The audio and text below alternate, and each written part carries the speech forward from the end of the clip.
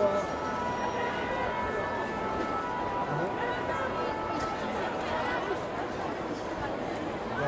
Bon, ben, on va. Jeff, il leur dit à l'autre qu'on a discuté un peu. Ouais.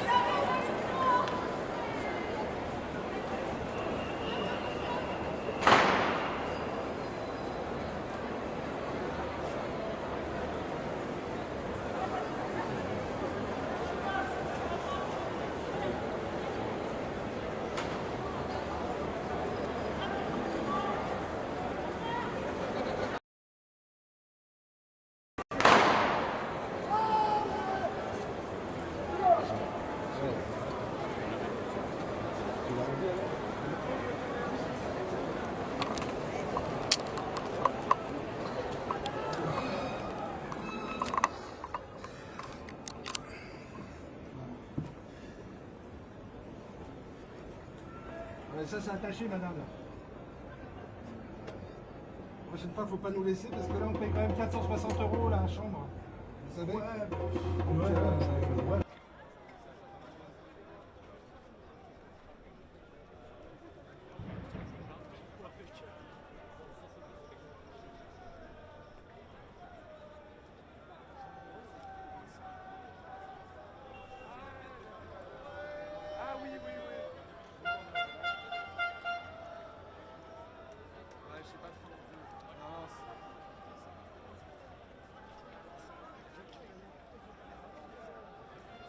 Allez les gars, on reste dehors jusqu'à 5 h du matin. Rentrez pas chez vous à 18 h.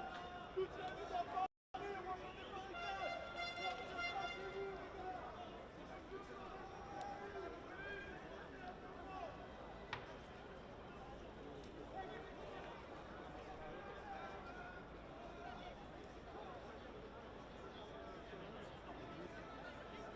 gars.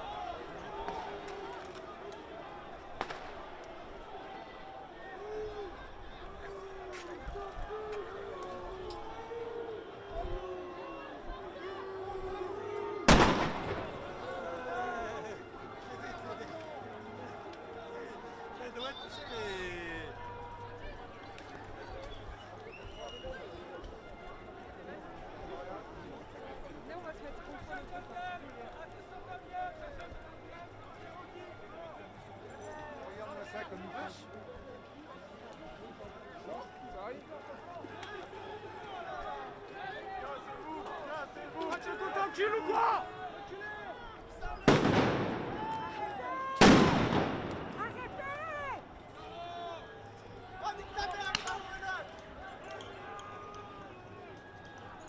Arrêtez!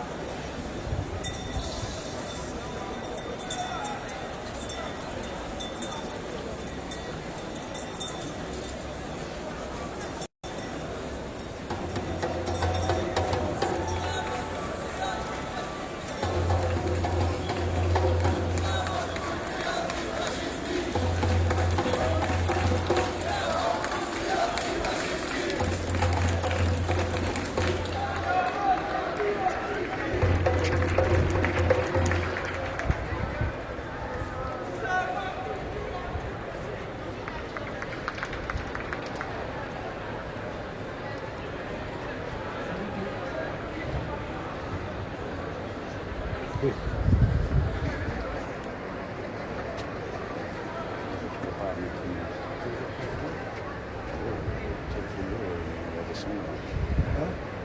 Je peux pas faire ça.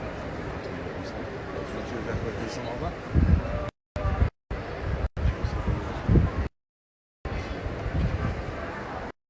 Oui, on va descendre. Mais on n'est pas super. Non, mais c'est pas.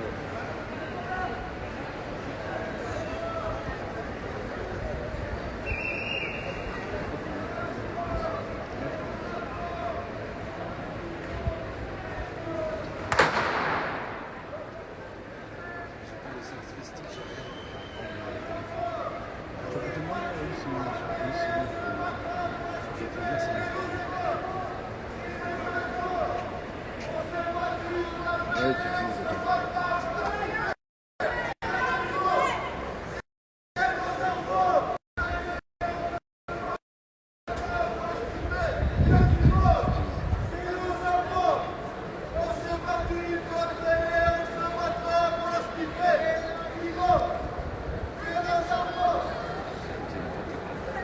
Non, mais c'est peut-être mon téléphone qui est en PLT, pas TikTok. Ça, c'est sûr.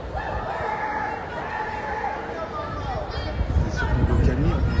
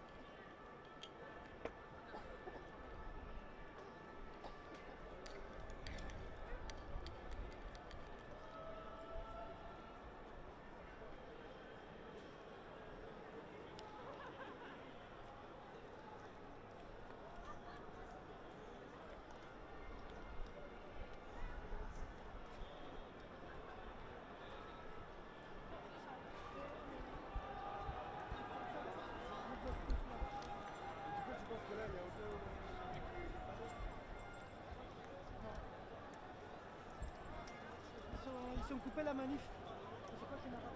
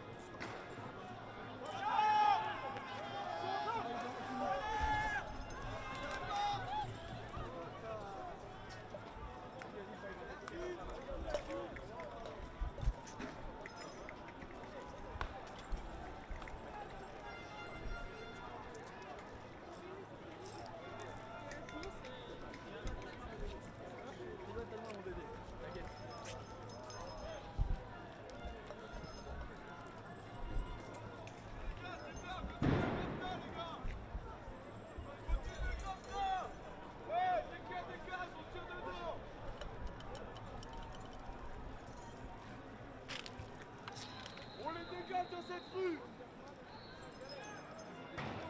image d'espèce enculée, espèce d'enculé.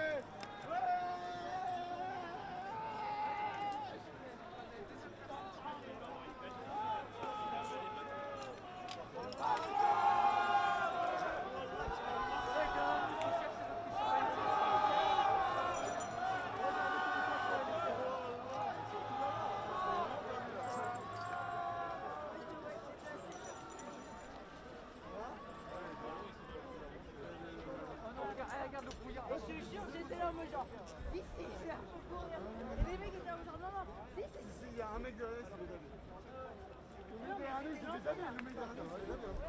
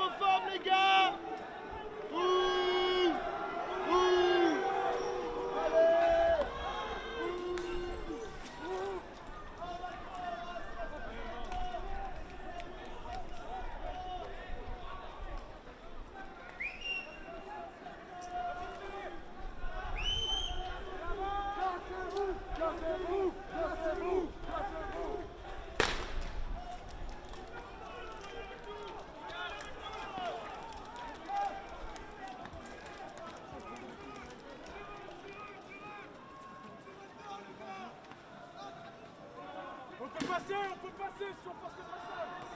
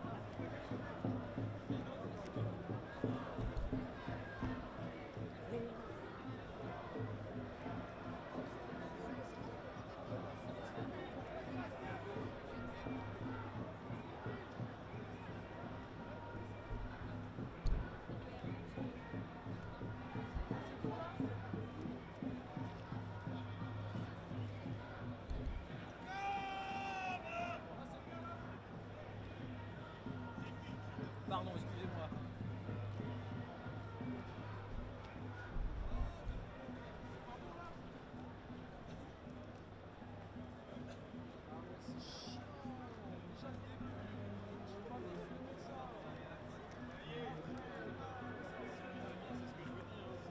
Ah, t'entends?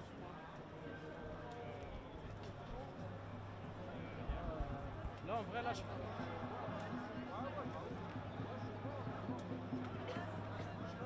Attendez, juste je cherche une poubelle. Allez, deuxième chrono là. Et le bloc, il est tellement à l'intérieur, il se libère. Ouais.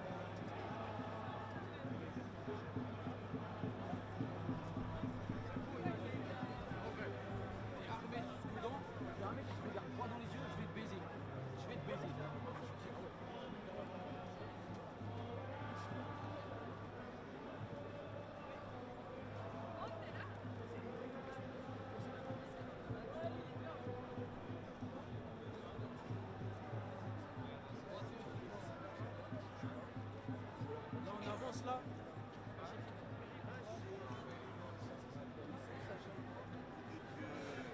Ah, nom de Dieu. Ah, non.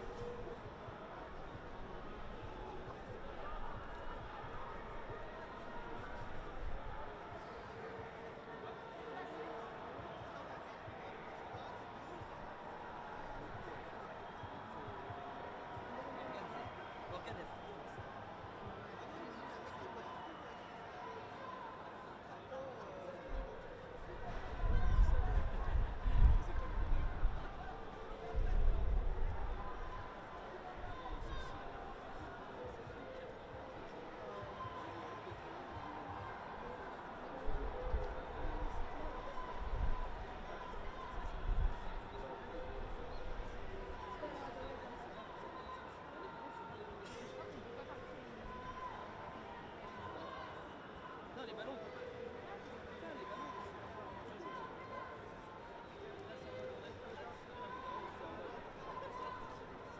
Mais non, mais c'est un mode. Il a pas une moto.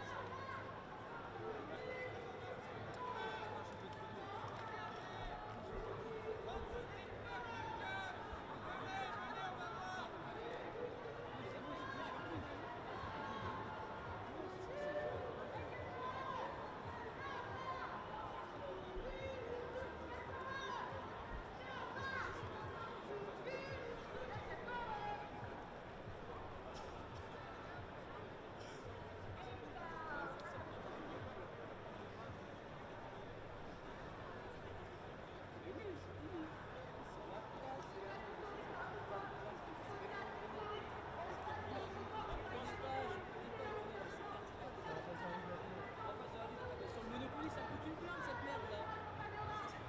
Ça, je le sais, ça. C'était la rue la plus chère à 40 000. Ah ouais, on peut mettre les strats, putain.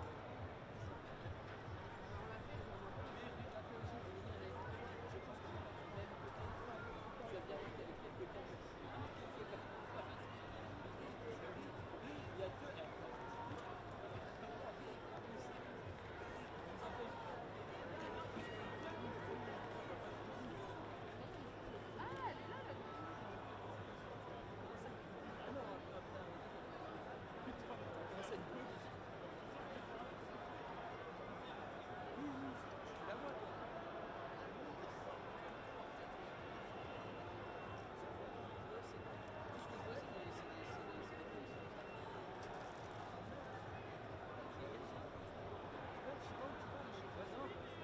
Ah mais non, c'est un fou. Oui, je suis sûr.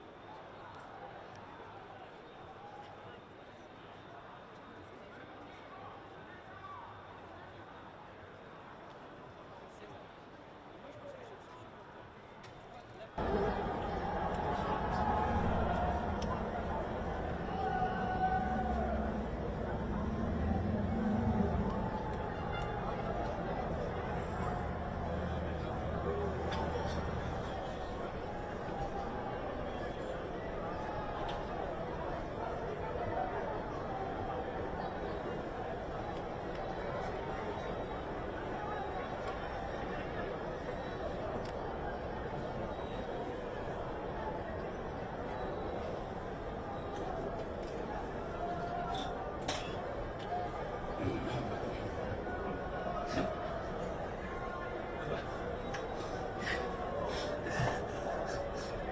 Je vais prendre une moto. Ouais, ramène-moi une batterie Jeff, dans le sac, dans ton gros sac vert.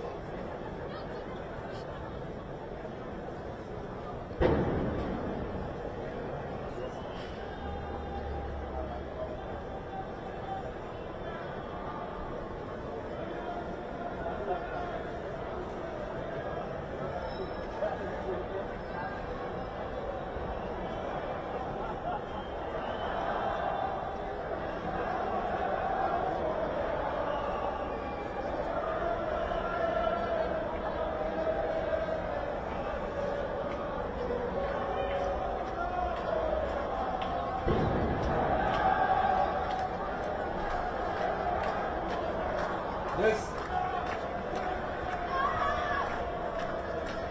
Coming in, coming.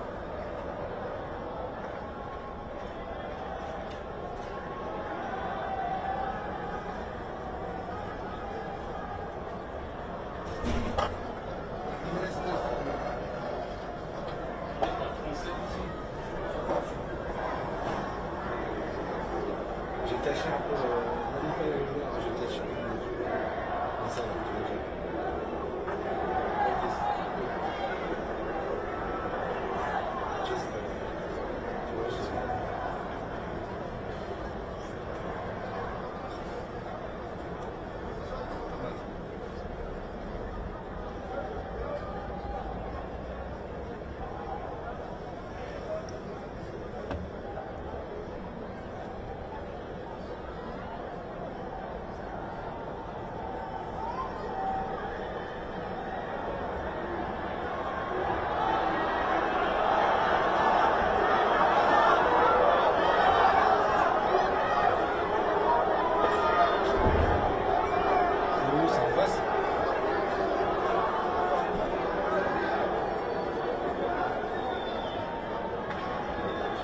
parce que moi là ils sont en train de jeter des cailloux en face.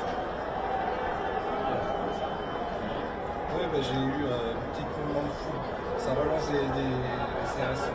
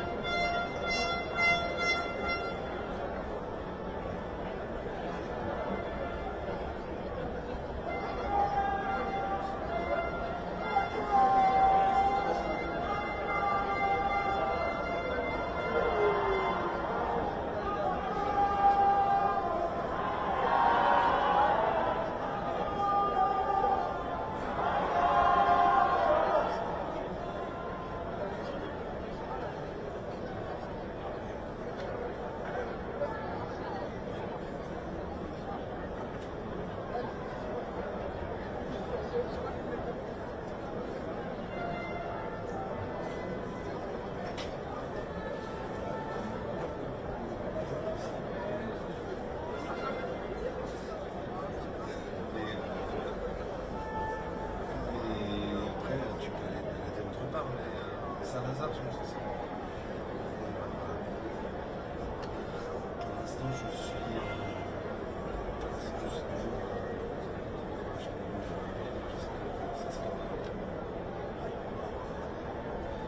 Ouais.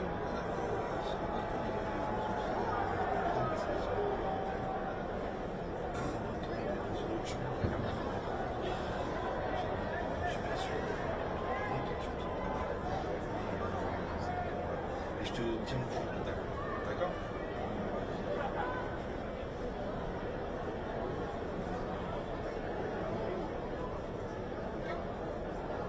Ouais, je pense. Oui, je comprends, parce que je pense que vraiment c'est. Je vais t'envoyer une petite photo que j'ai pas. D'accord? Allez, je t'embrasse à toi.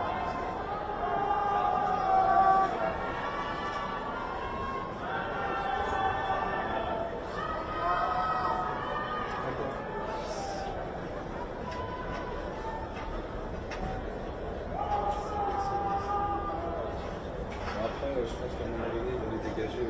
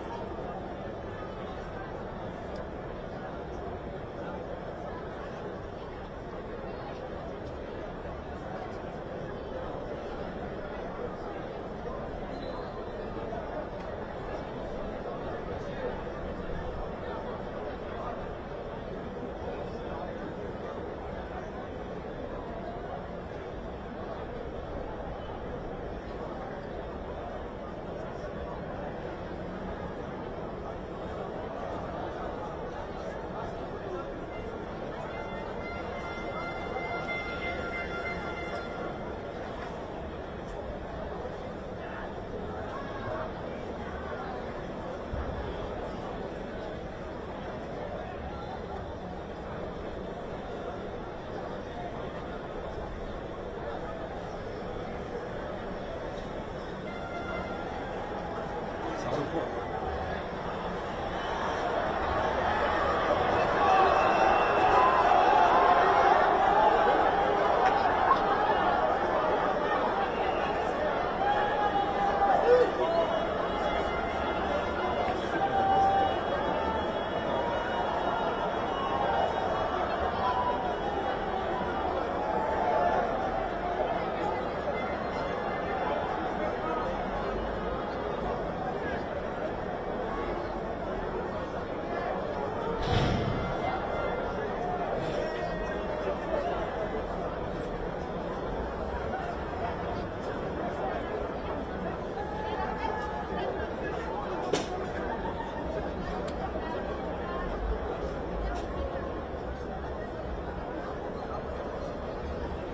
Ils ont déjà fait des édits alors?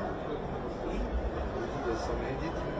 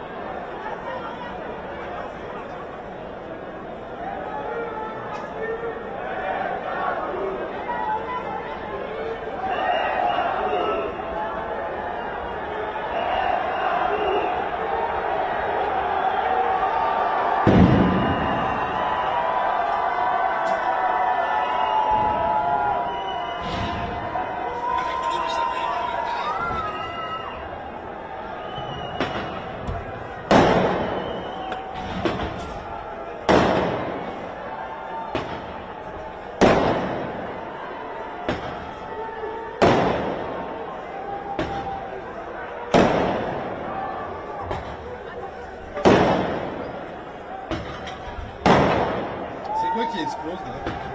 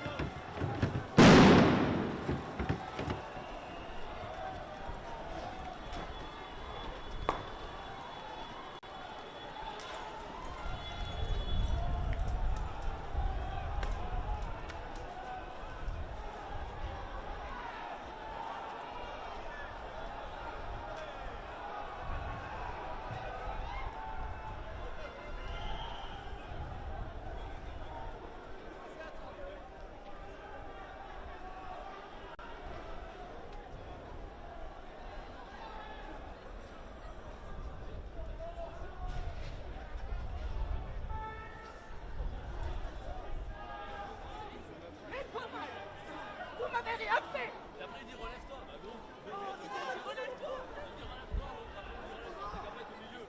C'est gros. Recule.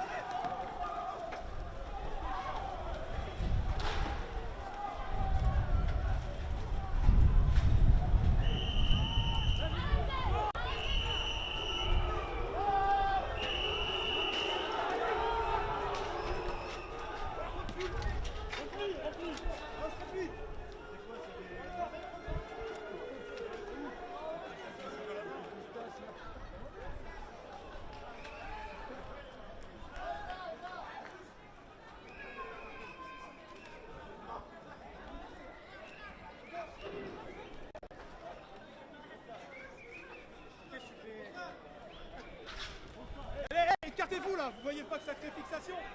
Écartez-vous.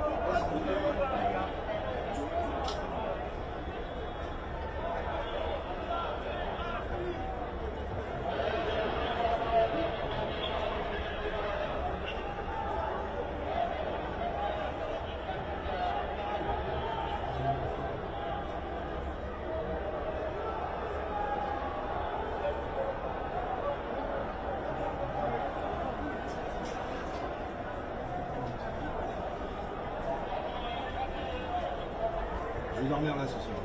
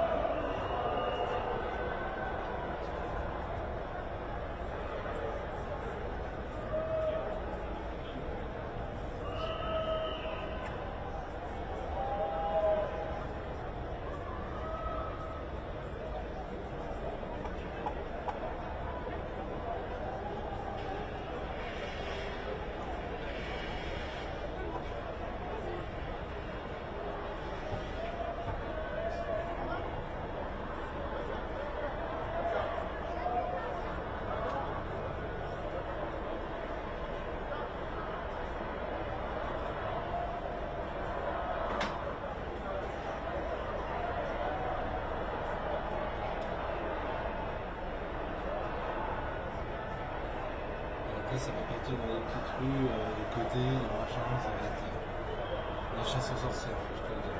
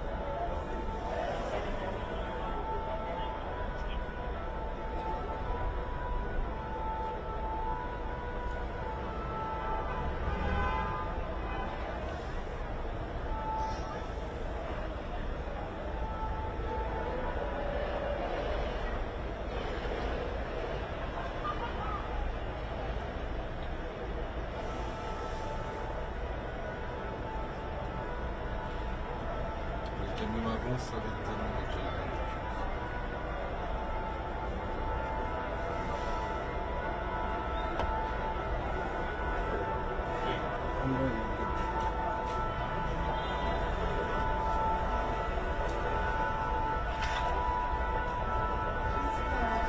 Whoa.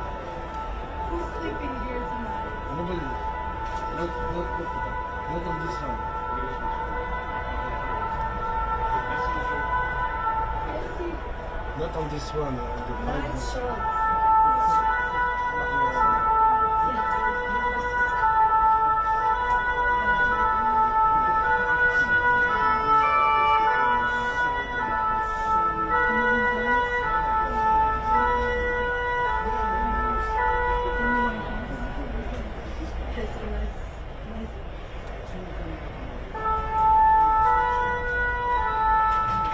I'm not turning the light because Got it. you good? You ready for shoot today? No, it's fine.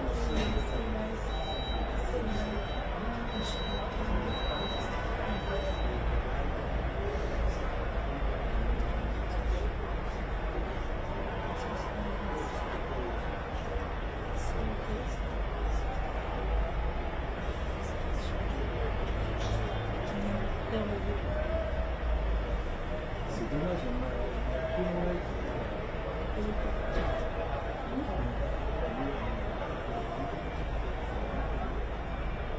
That's what we can see. When we're looking, we can see.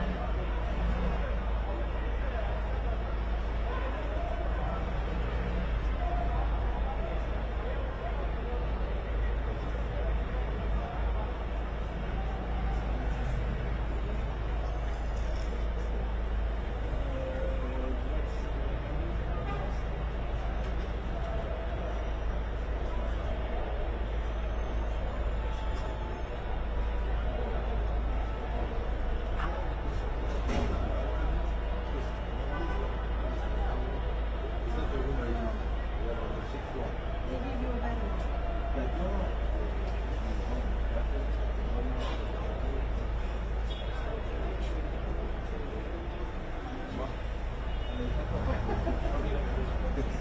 Non, moi j'ai un peu gueulé, évidemment. Comment ça? C'est quoi ce bordel? Bon, j'ai un beau plan de fin là. Hein.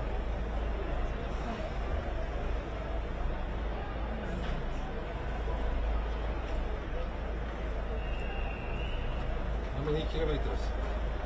Oh, I have no idea. A lot. Non-stop.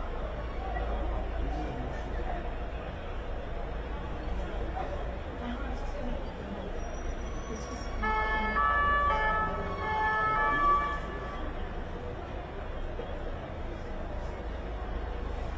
yeah, maybe.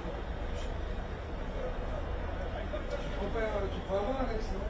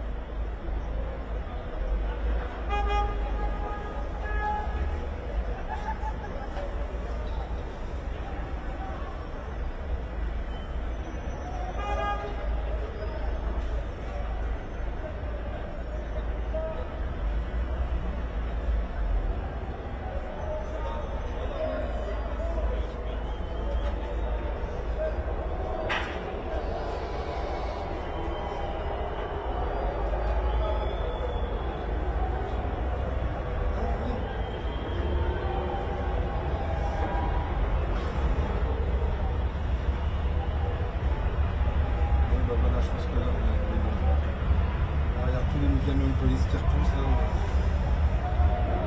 On a la ça y est, là on a tous les camions de police.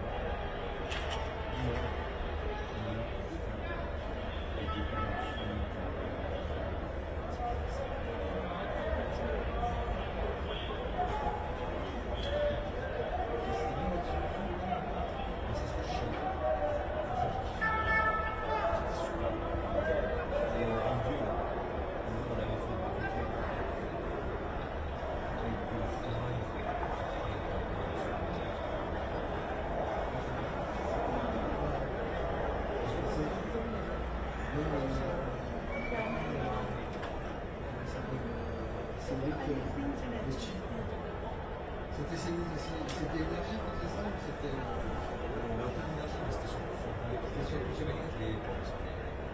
C'est-à-dire que ils ont non. Il y a une autre micro.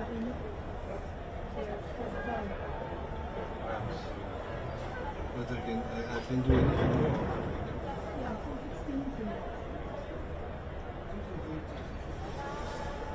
Non mais avec le boîtier, Jeff.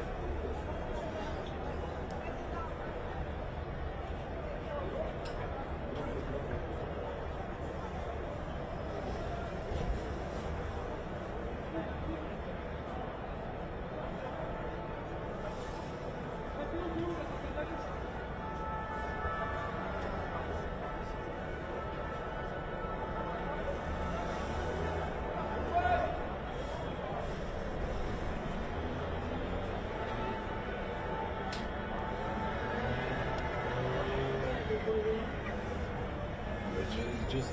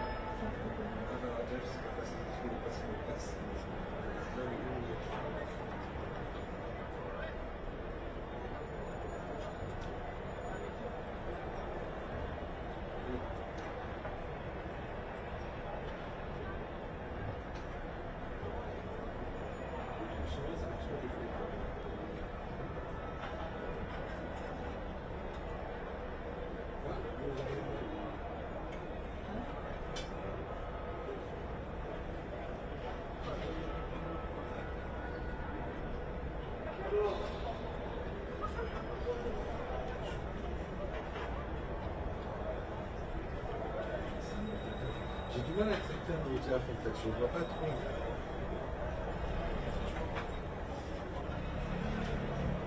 il faudrait que je sais pas comment je sais pas qui va.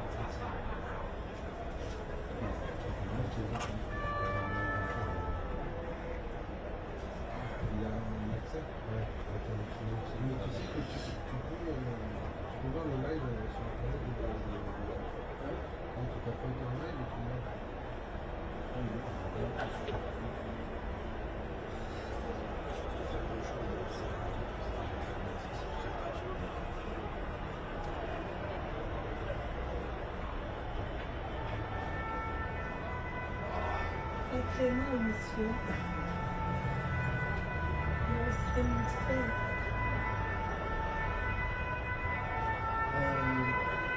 Donc vous avez marché sur l'érable? Vous êtes trop loin, c'est ça, j'ai pas compris ce que vous avez fait.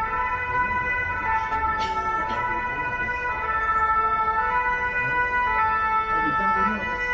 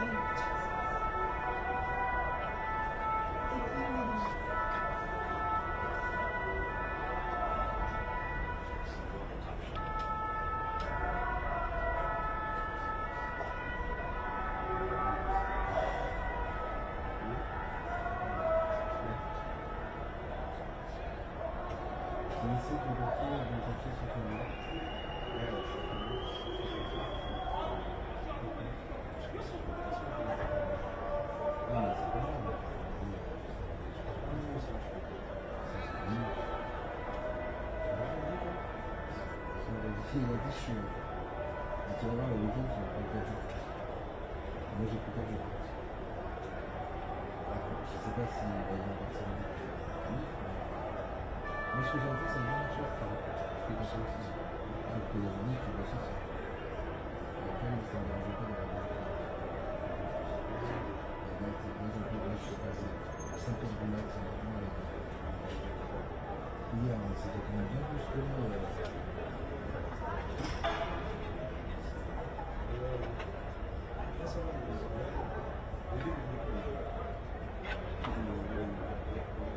Nothing.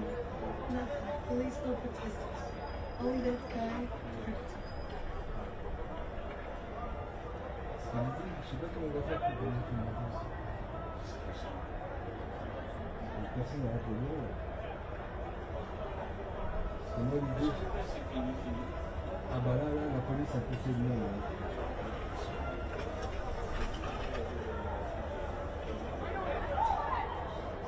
C'était pas fini, mais moi je vais pas retourner là-bas. Parce que ça part avec moi après la manifestation. Ça va être compliqué parce que. Je sais pas si c'est machin qui t'a vu au téléphone. Qui regarde là de caméra. Non, lui il a des vitrines pétées, mais tentative de pillage du magasin. La pièce est pétée tout à l'heure. On va regarder BFM parce que c'est BFM.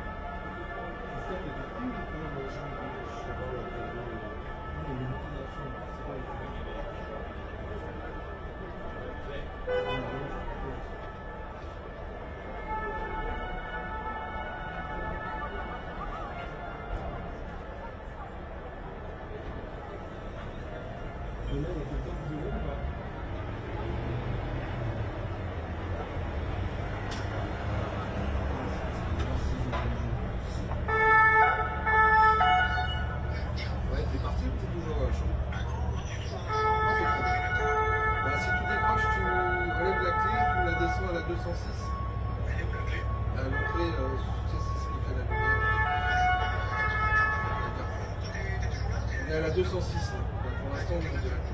Ouais. Ah bah oui, on est en direct. Ah ouais, j'ai tout là. Parce que tu vois, ma chambre est pas mal.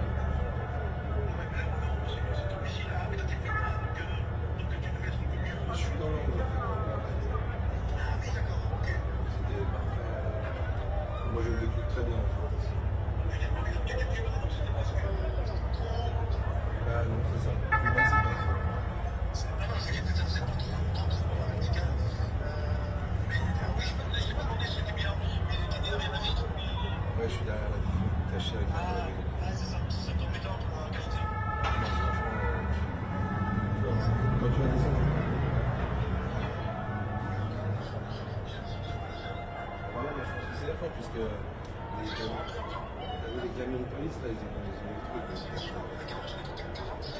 Ah ouais.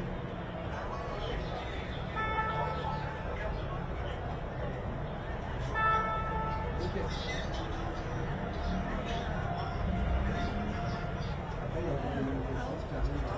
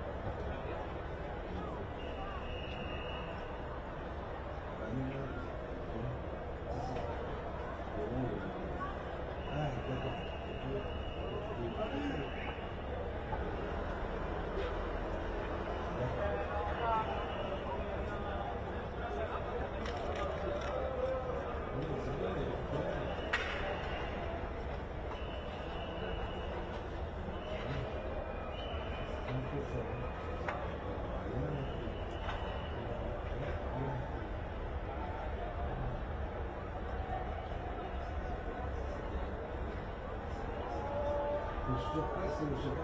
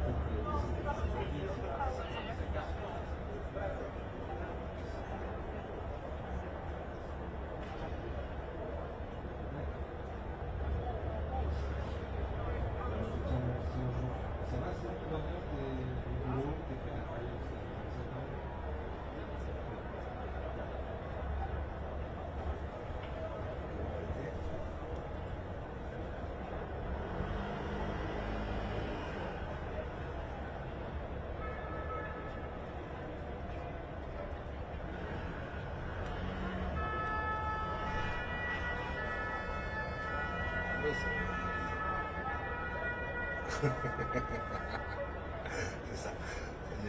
T'as pris cher, c'est ça que tu veux dire?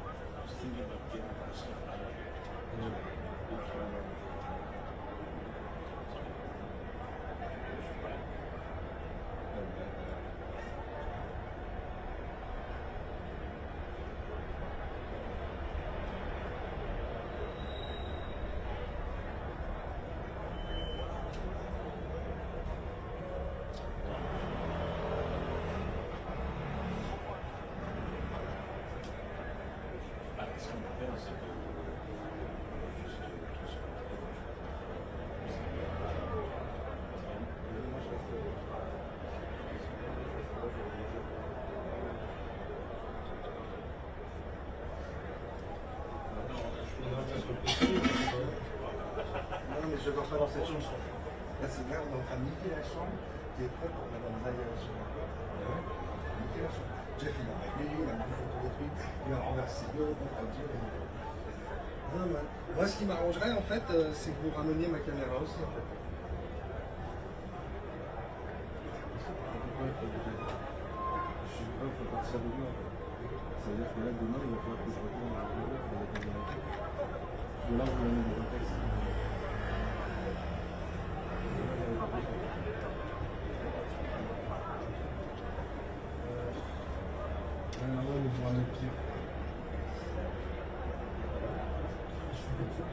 Jusqu'à Bastille,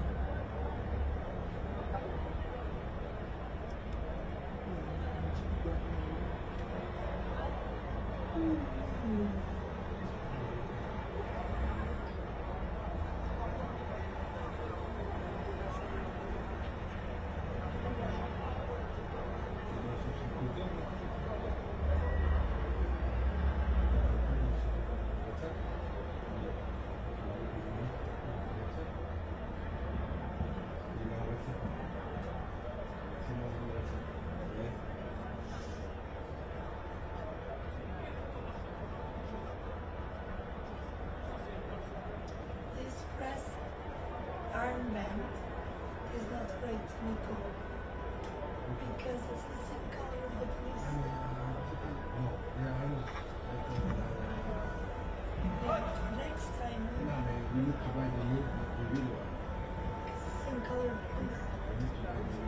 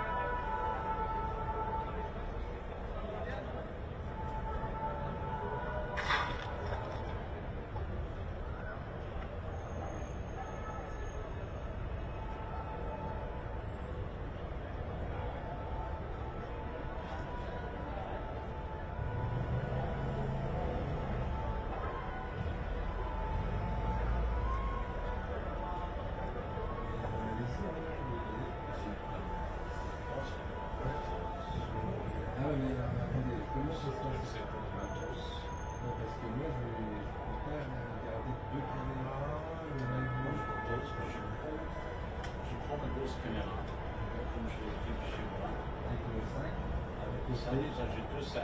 Le sac pour la caméra et les chargeurs de pied. Je rentre avec. Alex rentre avec ça. I need to go to the office. I have a computer there.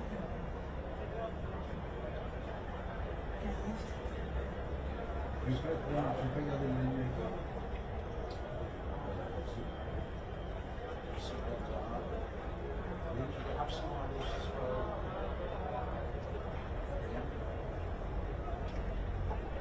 and charge the lighting. No, the lighting is okay.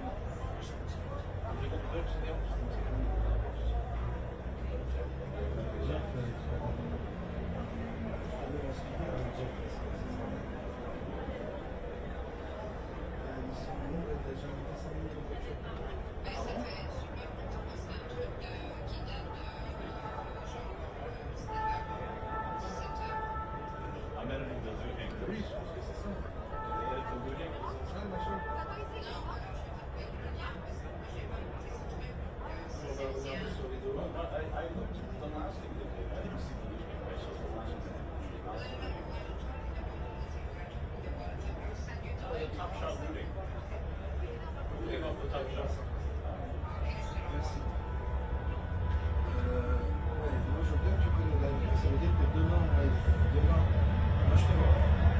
celui-là, c'est que j'ai tout donné quand même. C'est d'abord.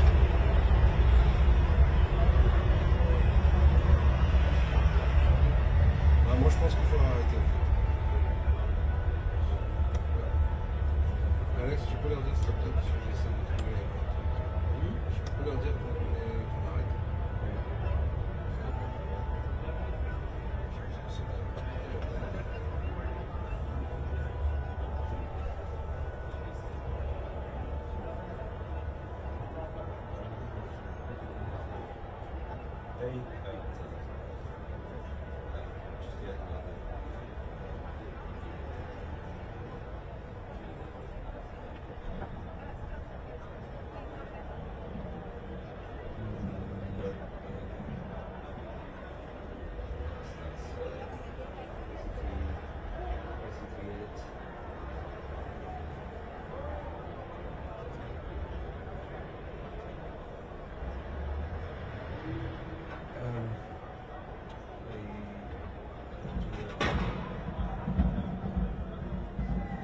For now,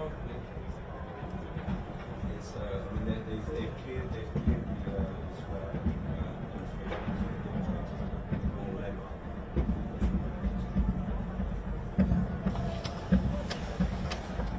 It's been like this for about.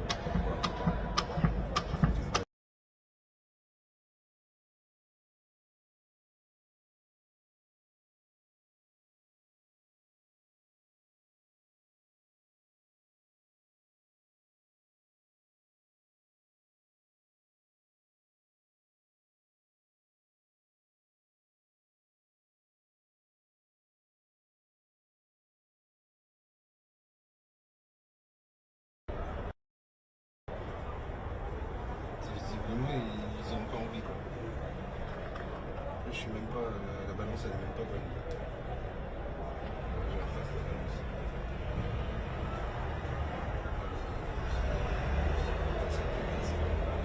Quand même, je la change.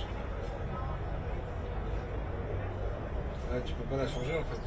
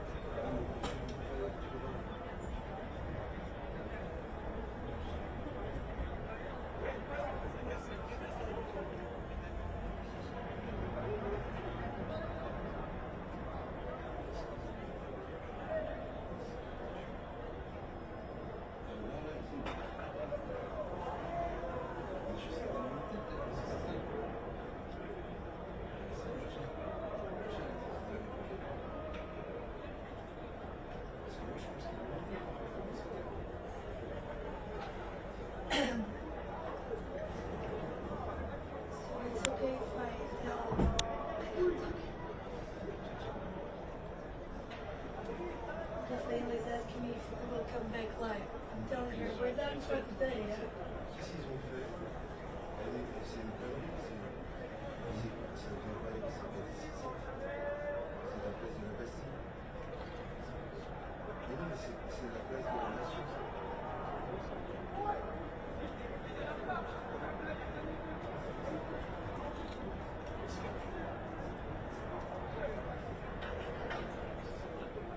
L'Italie, c'est la semaine dernière.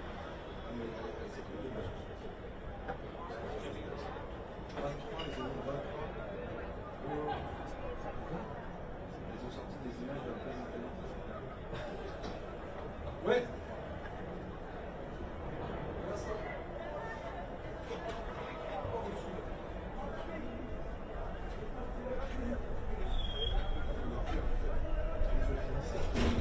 Bien aussi.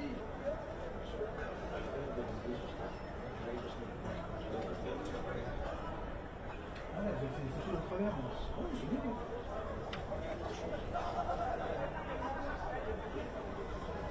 Vous vous décrochez, vous?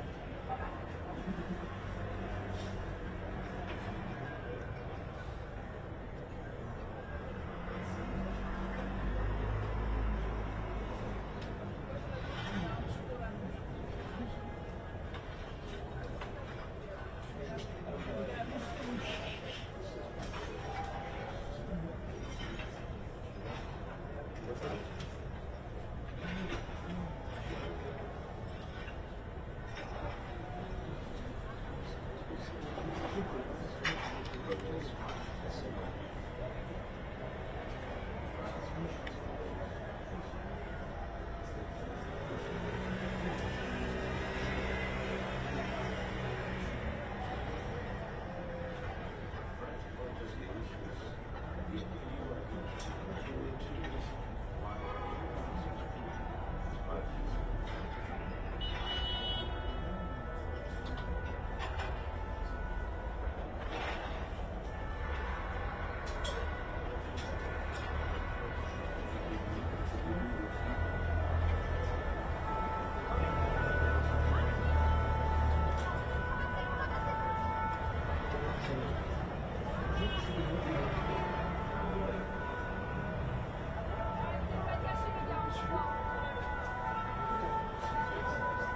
Good. Can I just confirm? This is one.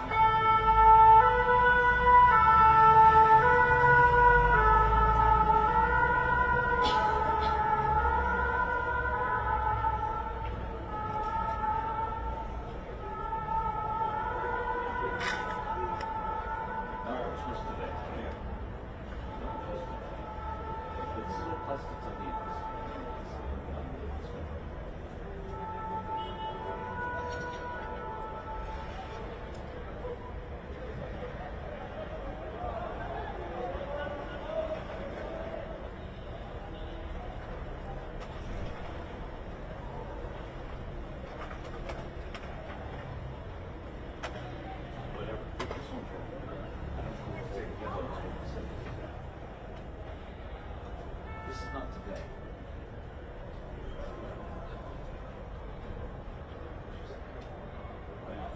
This is the one that went out. Flashes on the sidelines of anti-pension reform protest.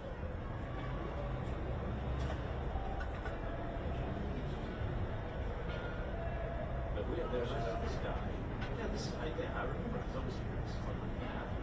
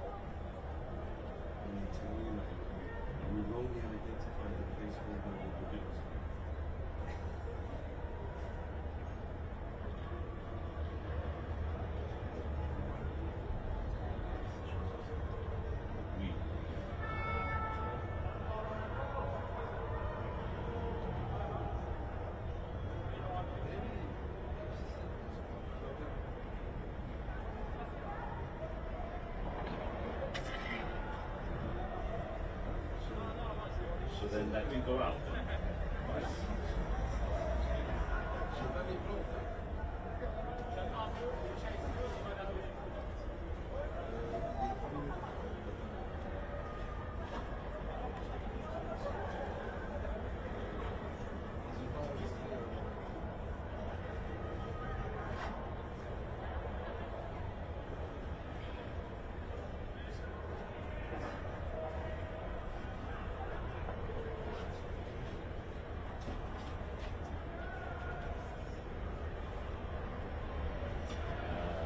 It is confusing when you deploy this stuff on this illustrator and there's so many files in it.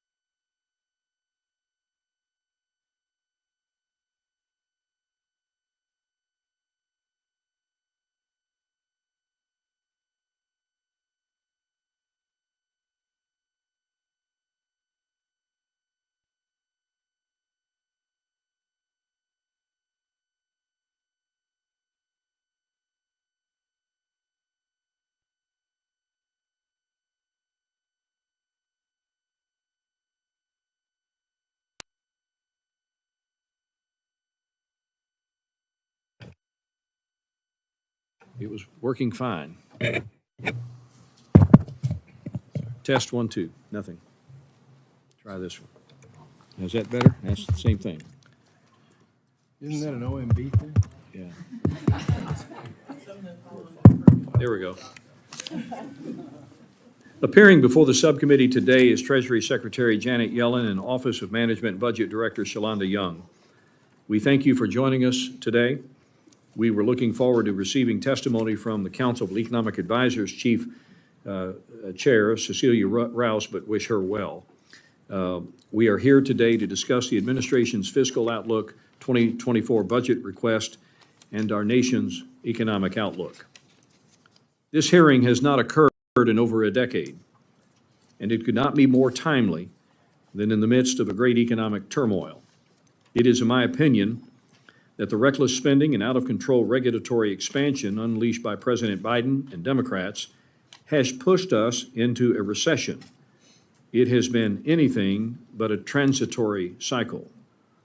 Our unsustainable trajectory is one of the greatest threats to American prosperity, security, and future generations. If we are to be guided by past performance, then I have great concern about the administration's budget. This administration and its agencies have failed to help Americans who have seen their personal savings crippled. It's not only fiscally irresponsible to continue down the path that we've been on, but it is intellectually dishonest to claim that it has been working. The annual inflation rate is 6%, and out of touch in stark contrast to the 3% assumed in the president's budget. It is disappointing that the administration did not only proposes even higher spending, but also incorporates optimistic economic assumptions. I was hoping that the fiscal 24 budget request would begin to limit federal spending, but instead it increases the public debt to 110% of GDP by 2033. I have consistently advocated for solutions to chart a responsible way forward. We must change gears and get going in the right direction to help Americans get the relief they need. The committee does not care to hear any excuses today, so we want you to focus on how we can turn this economy around with new and different policies than those that have failed us since mid-2020. I would be remiss if I did not mention something that's also on Americans' mind, the current banking crisis and how American taxpayers are on the hook for it. Whether through fees passed on by banks, Americans rely on, or taxpayer-funded backstops, I ask you today to be frank with us about the real impact. In conclusion, I will not be able to support the level of spending included in the president's budget. Our members are taking a hard look at the spending request line by line and will determine what level of funding can be appropriated that puts our fiscal house on a sustainable path. I look forward to your testimony today and working with you on these important issues. I'm also excited to welcome the participation of Chairwoman Granger at our hearing today, and I will now recognize my colleague and my friend, the ranking member from Maryland, Mr. Hoyer, for his opening statement. Well, thank you very much, Mr. Chairman. I won't go into a long exposition of how much I disagree with some of the points just raised by my dear friend. That does not surprise him or any of my colleagues to my right, I'm sure. But I am pleased to be back on this subcommittee on which I served for 23 years prior to my becoming majority leader 20 years ago. I'm glad to be back. This subcommittee is sometimes not looked at as a sexy subcommittee with issues that galvanize people, but it deals with, as the chairman has just noted, some of the most important issues that confront our country and confront the administration and the Congress. So I'm pleased to be back here. I'm particularly pleased to be back here with my friend Steve Womack, who I believe to be one of the most responsible and hardworking and focused members of the Congress of the United States on either side of the aisle. And I am pleased to be his friend and have been his friend for a very long period of time, since he came to the Congress almost. And I'm looking forward to us working together very, very well. But we're going to have very significant differences. There is no doubt about that. I have a chart, and I'm going to do a special order, and anybody wants to see it next week, which outlines 70 some odd years plus years since 1948. And it outlines the economic progress made under Democratic administrations and under Republican administrations. And in terms of jobs created, one of the most stunning numbers, Republicans had 6 more years during those years from 48 to 22 or 49 to 22. Under Democratic presidents, 75 million jobs were created. Under Republican presidents, less than 35 million jobs were created during those years. This president's economic program has created 12 million jobs in 2 years, unprecedented. Now, part of that, of course, is because of the pandemic and the loss of hemorrhaging of jobs, clearly. But the economic program that we put in place on the rescue plan brought this economy back more quickly, frankly, than any other economy in the world. So I'm proud of what we've done, and we're going to defend what we've done.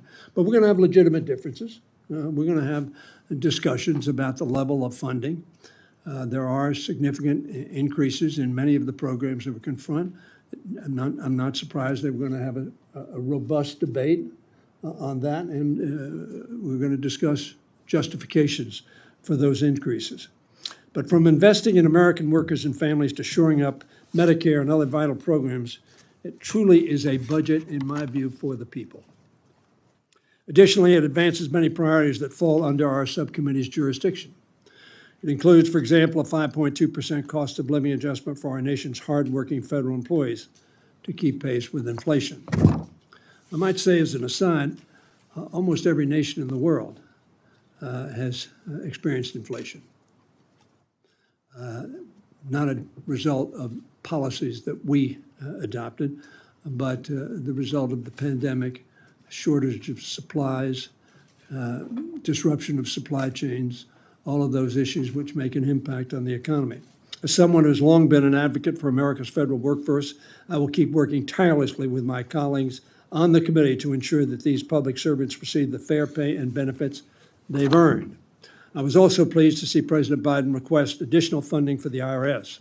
I know that's going to be a big item of contention. Mr. Womack and I have discussed that. We have a very, very substantially different viewpoint. And Madam Secretary, I know you're going to be speaking to that. My view is that there is nobody who wants to pay more than their fair share. None of us want to see our taxes increased. But every one of us ought to pay our fair share. That's the price of freedom. That's the price of our democracy. That's the price of our serving our people. We want to give them the highest quality customer service for American taxpayers and rein in tax evasion and fraud among those making more than $400,000 a year. Similarly, the proposed budget would strengthen the Treasury Department and other agencies overseeing our financial systems. Clearly, we've seen a very recent example of how important that oversight is. The recent turmoil surrounding Silicon Valley Bank and a handful of others reminds us of how crucial it is for the Treasury to receive the resources it needs to coordinate with the FDIC and the Federal Reserve to safeguard our economy. I might observe that no one probably in America has had more experience with those agencies than our Secretary of the Treasury. Our subcommittee must see to it that the Treasury is fully equipped to tackle these challenges quickly and effectively. The budget also includes robust funding for our election infrastructure, including the Election Assistance Commission. I'm proud to be the author of that commission. And I'm proud that a Republican president signed the bill, George Bush, that created that in the Help America Vote Act, which Bob Ney of Ohio, Republican of Ohio, was a critical partner in seeing that adopted. These HAVA programs must receive the funding they need to ensure that our elections remain secure, accurate, and accessible. Without evidence, many people have raised the question as to whether the last election was a legitimate election. Actually, the election 2 years before that. If that premise is adopted, that somehow the election may have been done incorrectly, then I would think everybody would want to support the Election Assistance Commission to give oversight to that very proposition. These provisions, like the rest of President Biden's budget, would help set our nation up for success for generations to come. In this morning's hearing on the Labor Health Committee, I talked about the expenditures, that they are investments, and investments in a stronger and better country, a stronger economy, the growth in jobs. They stand in startling contrast to proposals, frankly, we've heard recently to roll back federal appropriations to their fiscal year 2022 level. The senior member on our side may have some words to say about this. This extreme course of action would lead to a cut of at least 22% for essential programs. These cuts would also deal a severe blow to airport and railway safety. Millions would lose access to health care services provided by community health centers. These are just a few of the plethora of effects, adverse effects, these cuts would have on our country. One more minute. I'm going to yield the gentleman another minute, but I want to remind him that he does not have magic minutes in the committee like he is accustomed to in the majority. But we do need to move on. It is such a sad truth that the chairman reminds me of.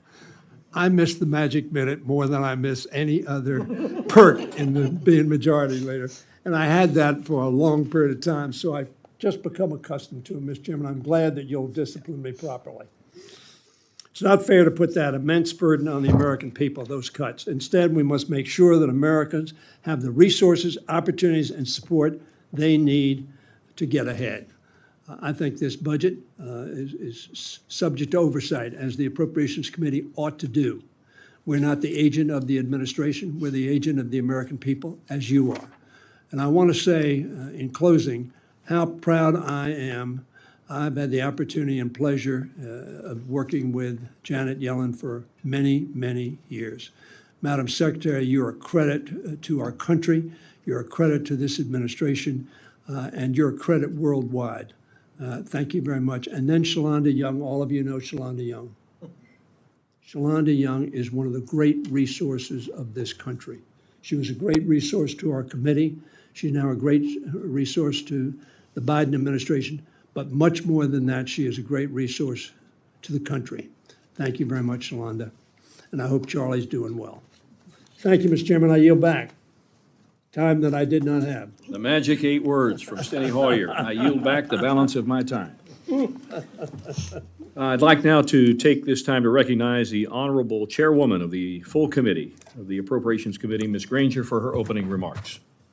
Thank you very much. Thank you, Chairman, for yielding. And I'd like to give an especially warm welcome to Shalonda Young, who I've known since she was the staff director of this committee. And Ms. Yellen, who's here and always speaks so well. So I thank you both for being here. Shalonda is a very tough negotiator, but she gets what she asks for, and she does it really well. We're here today to discuss the administration's fiscal year 2024 budget request and our nation's economic outlook. This is an extremely important topic, and I want to thank the subcommittee chair, Steve Wonk, for calling us all together. During the State of the Union address, President Biden said the economy is strong. However, I think the numbers tell a very different story. The American people are struggling to make ends meet because of high inflation. Everyday items such as gas and groceries still cost too much. I look closer at the economic situation. When I do that, there's a cause for alarm. The Congressional Budget Office recently said if current policies continue, more than $20 trillion will be added to our debt over the next 10 years. This leads me to believe that something has to change. We can't afford to continue down this path. Instead of reining in spending, the president's budget proposes that more money be spent on unnecessary programs. It's not clear to me how this plan would get the high prices and high debt we're currently experiencing under control. While I have concerns about the proposal, I think it's important to have an honest conversation about these issues so we can begin to find common ground. Secretary Yellen and Director Young, we look forward to hearing from you. Thank you. We're also delighted to have the distinguished ranking member of the full Appropriations Committee, Ms. DeLauro, and you're welcome to give your opening remarks, ma'am. Thank you. Thank you very, very much, Mr. Chairman, and to you and to the ranking member. Thank you for hosting this important hearing. Delighted to welcome our guests today, Secretary Yellen and Director Young, both of whom I've had the honor, as many of you have, of working with over the years. And thank you, Madam Secretary. And with regard to Shalonda, worked with her when I was ranking member on Labor Age. But when I got to be the chair of a committee, she only spent a very few weeks before she was just, snatched away by the White House. But in both iterations, it's a delight and pleasure to work with you, and thank you for the great job you both do. Like the Appropriations Committee, the Office of Management and Budget and the Department of Treasury touch every corner of our nation and impact people at every stage of their lives. OMB, by preparing the budget request and then distributing funding bills after enactment, Treasury by paying the nation's bills and collecting our revenue. You directly impact the government programs and services that our communities rely on and help us to create jobs, lower costs for families, improve public safety, support small businesses, and strengthen economic opportunity. This committee knows this well because over the past 2 years, with support from you and Democrats and Republicans in both the House and the Senate, we passed and we enacted government funding bills that reversed decades of underinvestment while lowering drug and energy costs, creating jobs, supporting our police, making our nation and our communities safer. To continue this critical work, President Biden's 2024 budget allows for vital increases in investments in the programs and services that hardworking people, small businesses, communities in need rely on. And with an increase in taxes on big corporations, President Biden is proposing a plan that rewards work, not wealth. I know that this budget blueprint would not be possible without the tireless and dedicated work of the staff in your agencies that adapt and respond to the economic challenges of the day. Secretary Yellen, I'm glad to see a request for increased funding to the Department of Treasury. I look forward to discussing how this will ensure that wealthy and large corporations pay their taxes, improve taxpayer experience, increase equity through community development, job creation, combat money laundering, helping to implement a new outbound investment review program, and support sanctions activity related to the war in Ukraine. Look forward to discussing the request and to reviewing the President's full request in the coming weeks. Secretary Yellen, I just have to say a thank you, and I'll be for all of the work, your work and the Department's work on the child tax credit. We would not have been able to implement the child tax credit without the Treasury and without the IRS.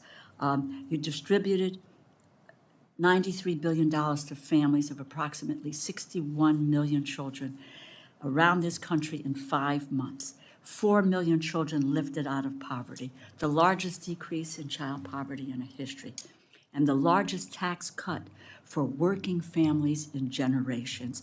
I have not seen a federal program that has such a profound effect in such a short period of time and has worked in such a short period of time. I believe it is really an essential tool to fight rising costs and bring people and families to financial stability. I just have to mention that, as Mr. Hoyer mentioned, I am worried about the House Republicans' leadership, the reported proposal to cut 2024 discretionary spending back to the 2022 levels. I've received responses to most of my letters to cabinet secretaries and to senior leaders outlining the dangers posed to the American people if the cuts were enacted. The numbers are really horrifying. Cuts cause irreparable damage to communities, gut programs that every single American relies on. The proposal, in my view, are unrealistic, not sustainable, and put people at risk. So I look forward to discussing this with our witnesses today. During the weeks to come, I will continue to work with my colleagues in both chambers on both sides of the aisle to pass final funding bills. We did. We passed final funding bills.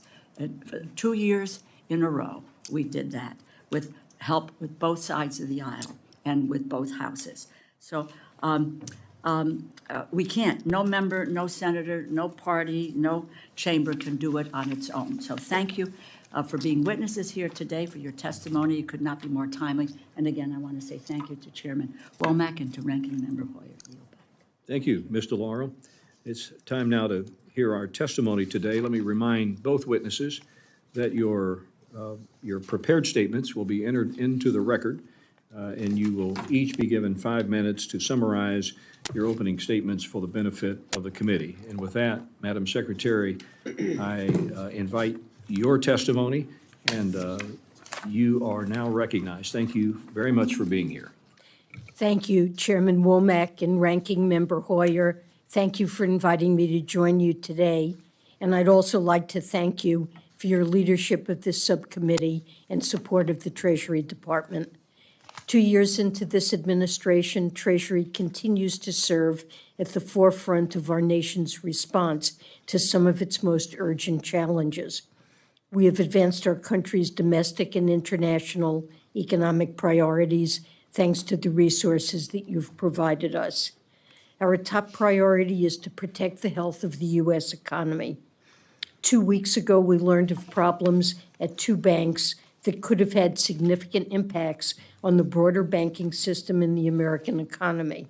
In the days that followed, Treasury worked with the Federal Reserve and the FDIC to take decisive and forceful actions to strengthen public confidence in the U.S. banking system. We took actions to protect all depositors at the 2 failed institutions and provide additional liquidity for banks.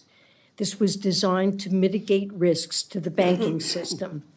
It's important to be clear. Shareholders and debt holders of the failed banks are not being protected by the government, and no losses from the resolution of these banks are being borne by the taxpayer. Deposit protection is provided by the Deposit Insurance Fund, which is funded by fees on insured banks. As I've said, we have used important tools to act quickly to prevent contagion, and they are tools we could use again. The strong actions we have taken ensure that Americans' deposits are safe. Certainly, we would be prepared to take additional actions if warranted.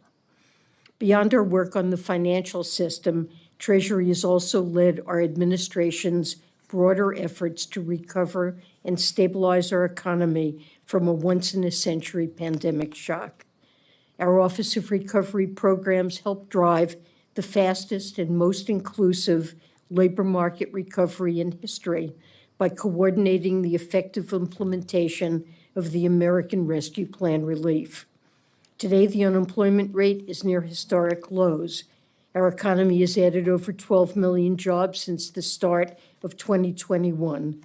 Our administration is now building on that progress by effectively implementing long-term investments enacted by Congress. Internationally, Treasury continues to mount a swift, bold, and enduring response to Russia's illegal war against Ukraine. In my visit to Kyiv a month ago, Ukrainian officials told me firsthand about the critical impact of our work. As part of a broad coalition, we're responsibly dispersing vital economic assistance to Ukraine. Since last February, Treasury has also implemented over 2,500 Russian-related sanctions. We have degraded the Kremlin's ability to replace more than 9,000 pieces of heavy military equipment that it's lost on the battlefield. And we have also stabilized global energy markets and cut into the Kremlin's revenues by implementing innovative caps on the price of Russian oil. The President's fiscal year 2024 budget requests the necessary resources to continue advancing our nation's priorities. I will highlight 3 imperatives. First, the budget requests $14 billion in discretionary resources for the IRS. For too long, the IRS has been woefully underfunded. We're changing that. Our budget request provides steady state operational funding that will allow taxpayers to receive the best service possible. It will complement the one-time long-term investment in the IRS from the Inflation Reduction Act.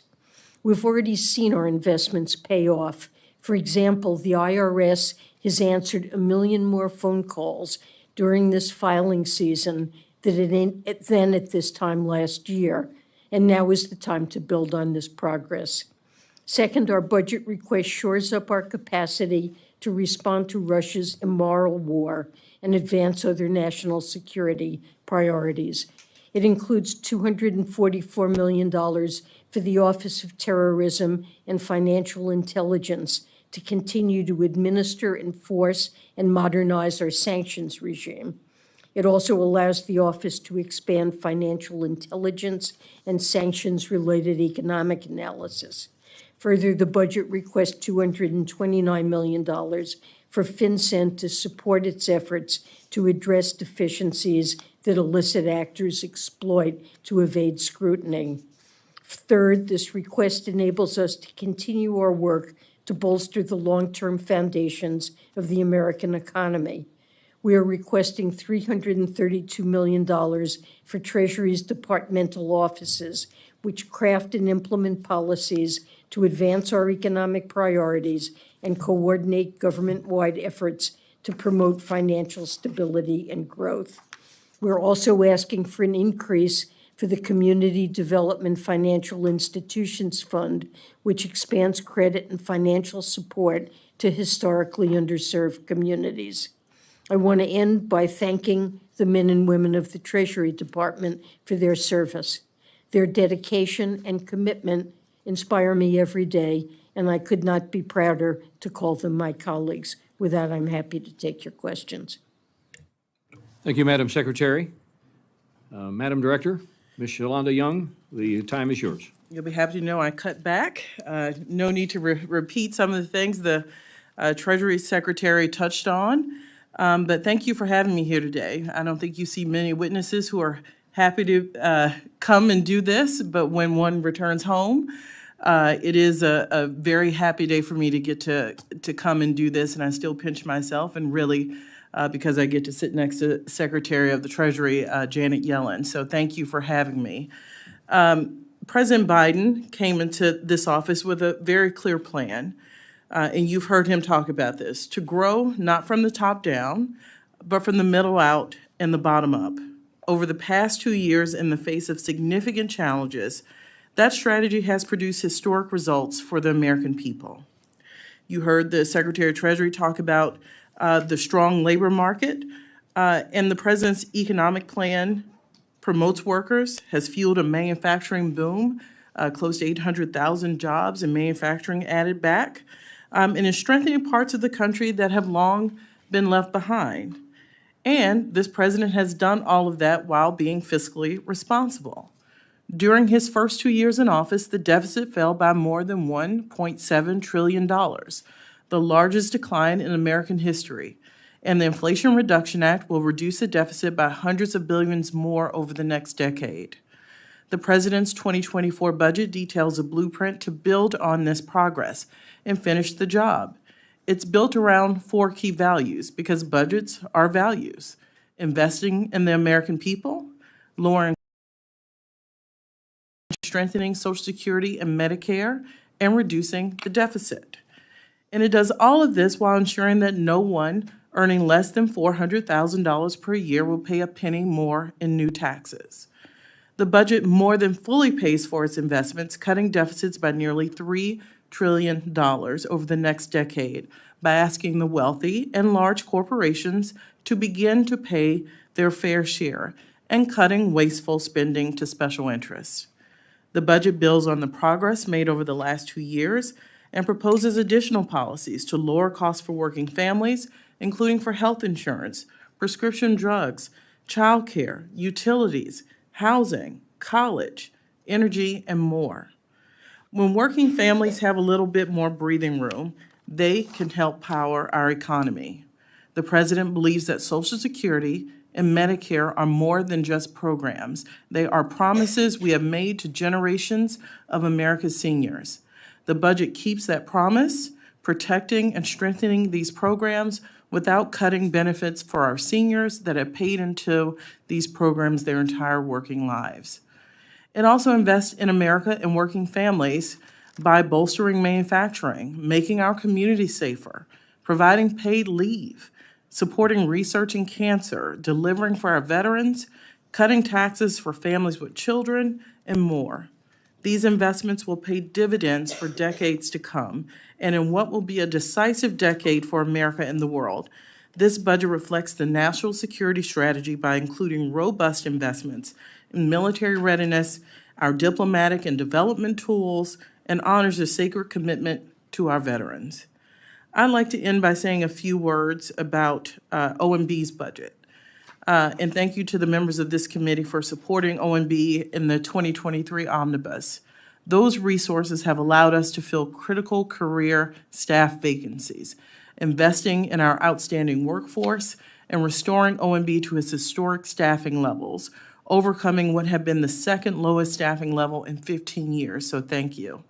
And it comes at a moment when OMB continues to take on significant new areas of responsibility.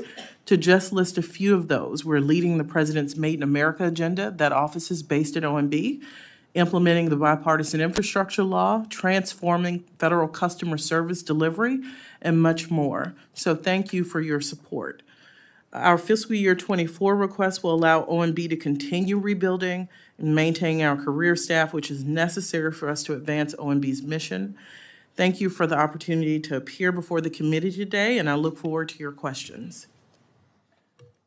Thank you, Director Young. Members are advised that you've got a timer in front of you, and if that timer is working correctly, when it gets into the yellow, that means you've got a minute left.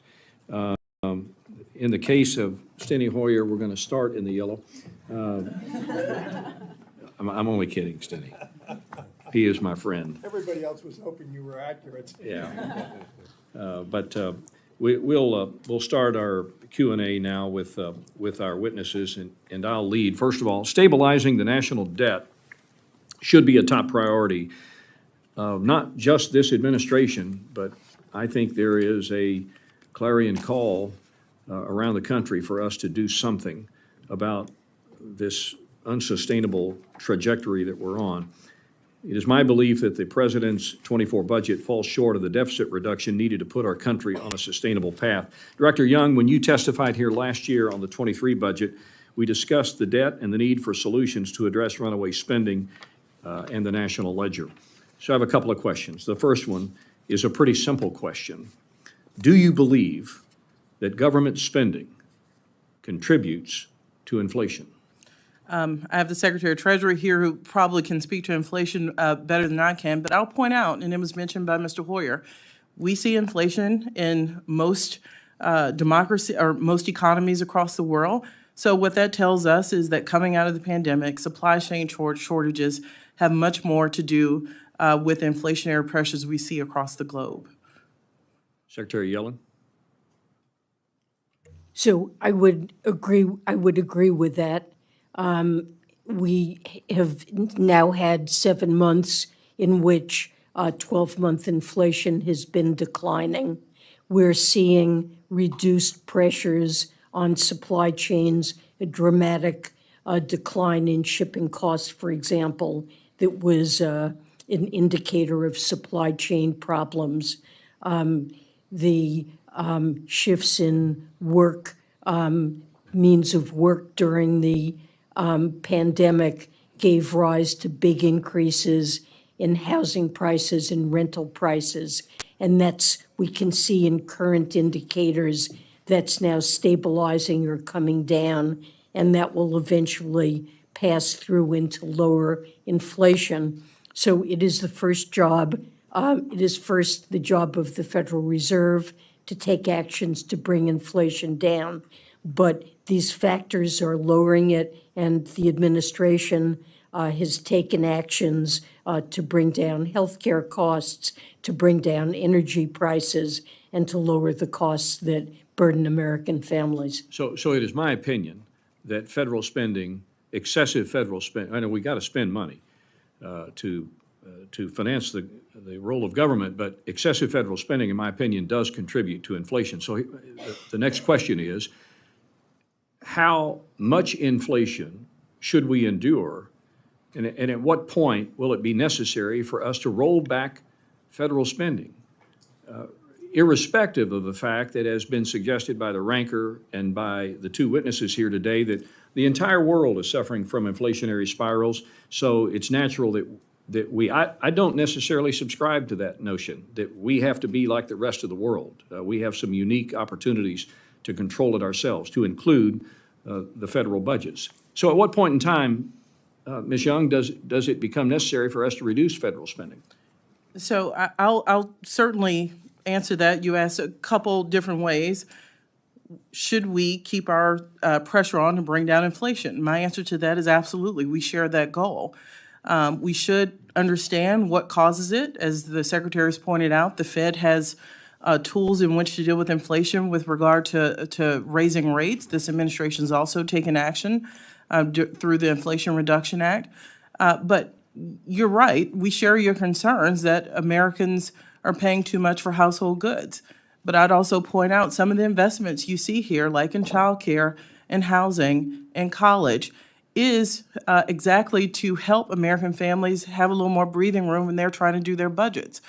So we agree, and I understand there'll be disagreements on how to deal with that and bring that in. But my concern, if we go under the acts in some of these programs, I think about low-income heating assistance. What happens to those families if those federal programs are pulled back so far that they hurt the very people I think all of us want to help? Thank you. I'm out of time. I'll recognize now the ranking member, Mr. Hoyer. I'll try to stay in my time. First of all, let me observe, Mr. Chairman, nobody likes inflation. Inflation eats away, particularly at those with fixed incomes.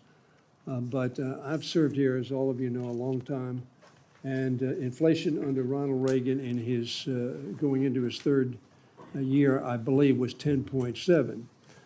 So as a comparison, but we need to bring inflation down. But I want to add something about a broader thing. Madam Secretary, if we fail to increase the national debt to allow headroom so that America can pay its bills, what impact will that have on inflation? You're talking about the debt ceiling? Yes. I think it's utterly imperative that we raise the debt ceiling. That is about allowing the government to pay the bills it has already incurred. It has nothing to do with future spending.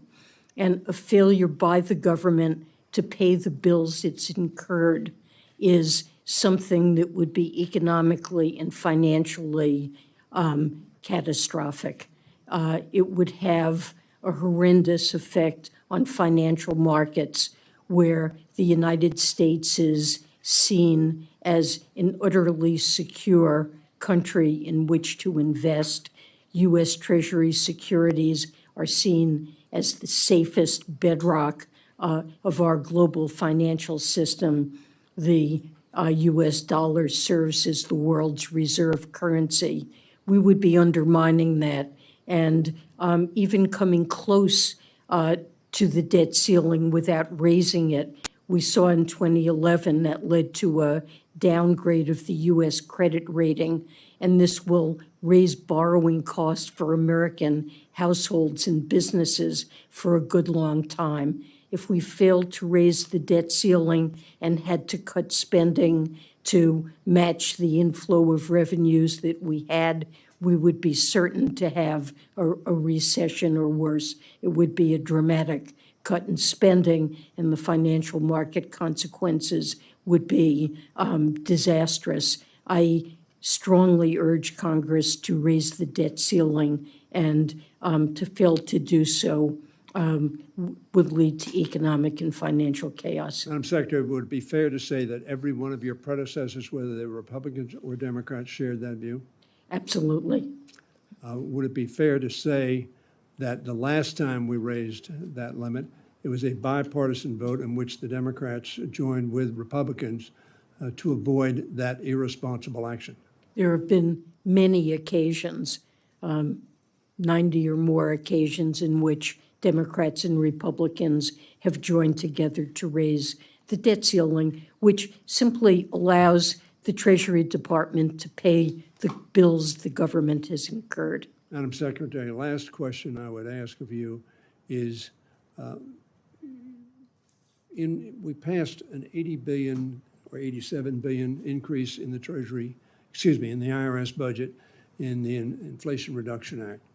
That was to get them back to a position they had been over a decade ago, while the population of our country has substantially increased and the complexity of our tax system has increased.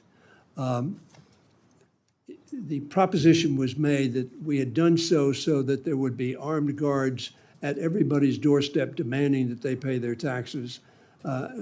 Everybody ought to pay their fair share, but no more than their fair share. Would you comment on what we need to do with IRS? You mentioned it in your statement, but elaborate on what the consequences of cutting that increase to get them to a level where they can service the American people.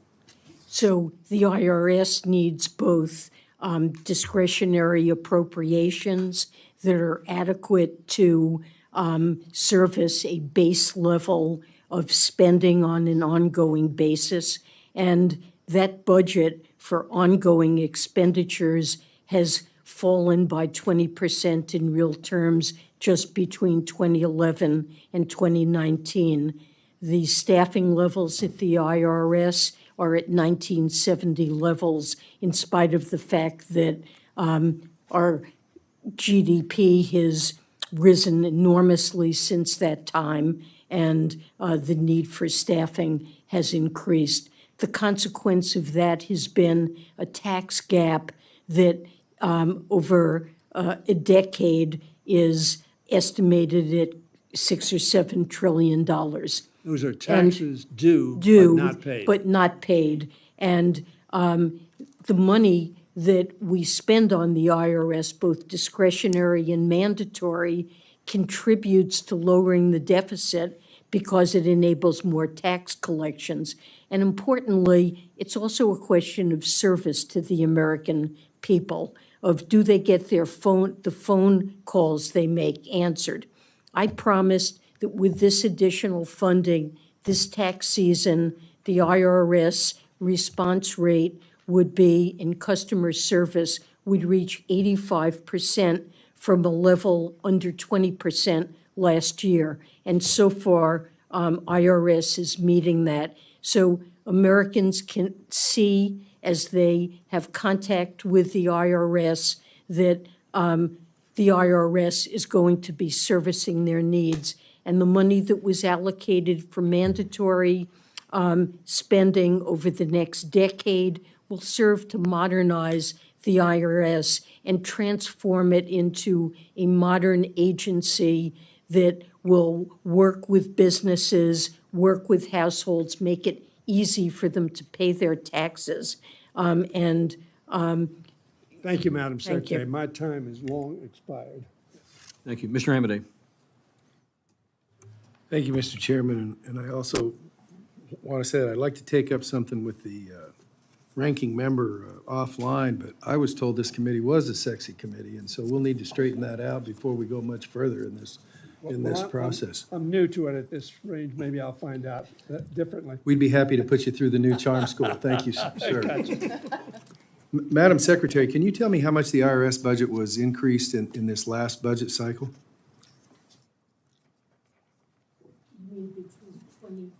Sorry, you mean between 22 and 23? Yes, ma'am. Or with the request? No, between 22 and 23, the budget you're operating now, how does it compare to the budget that you were operating with the year before, if you know generally? And you can get back to me later, but.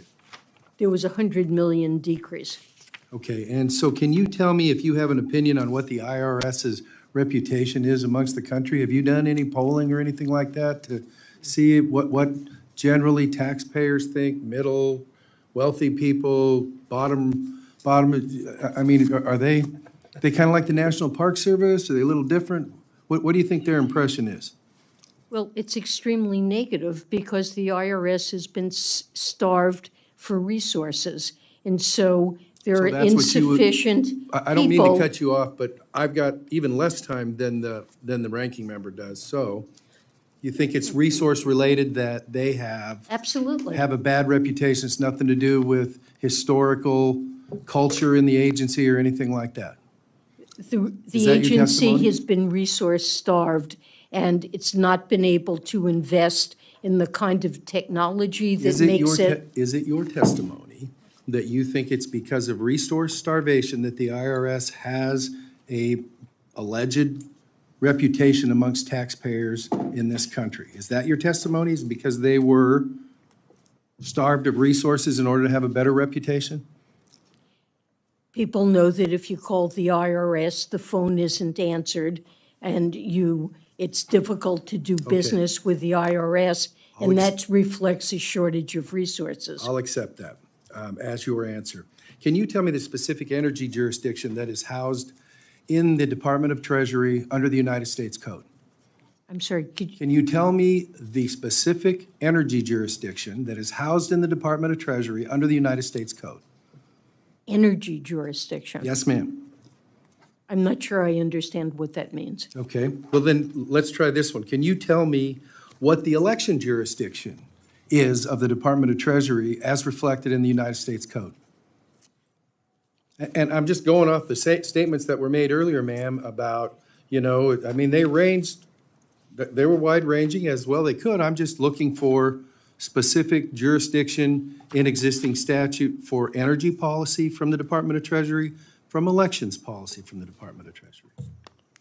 Well, with respect to energy policy, for example, our Office of Tax Policy has responsibility for writing the regulations to implement all of the clean energy tax credits that are part of the Inflation Reduction Act and earlier. So that's, do you collaborate with anybody like the Department of Energy or anything, or is that all Treasury's bailiwick when you're writing those regulations? We certainly collaborate with the Department of Energy and other agencies that have expertise in this area.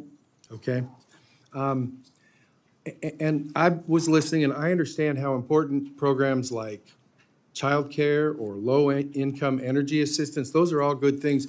Is there any analysis that takes place? Because unfortunately, a lot of this is multitasking, and some of it, quite frankly, is value judgments.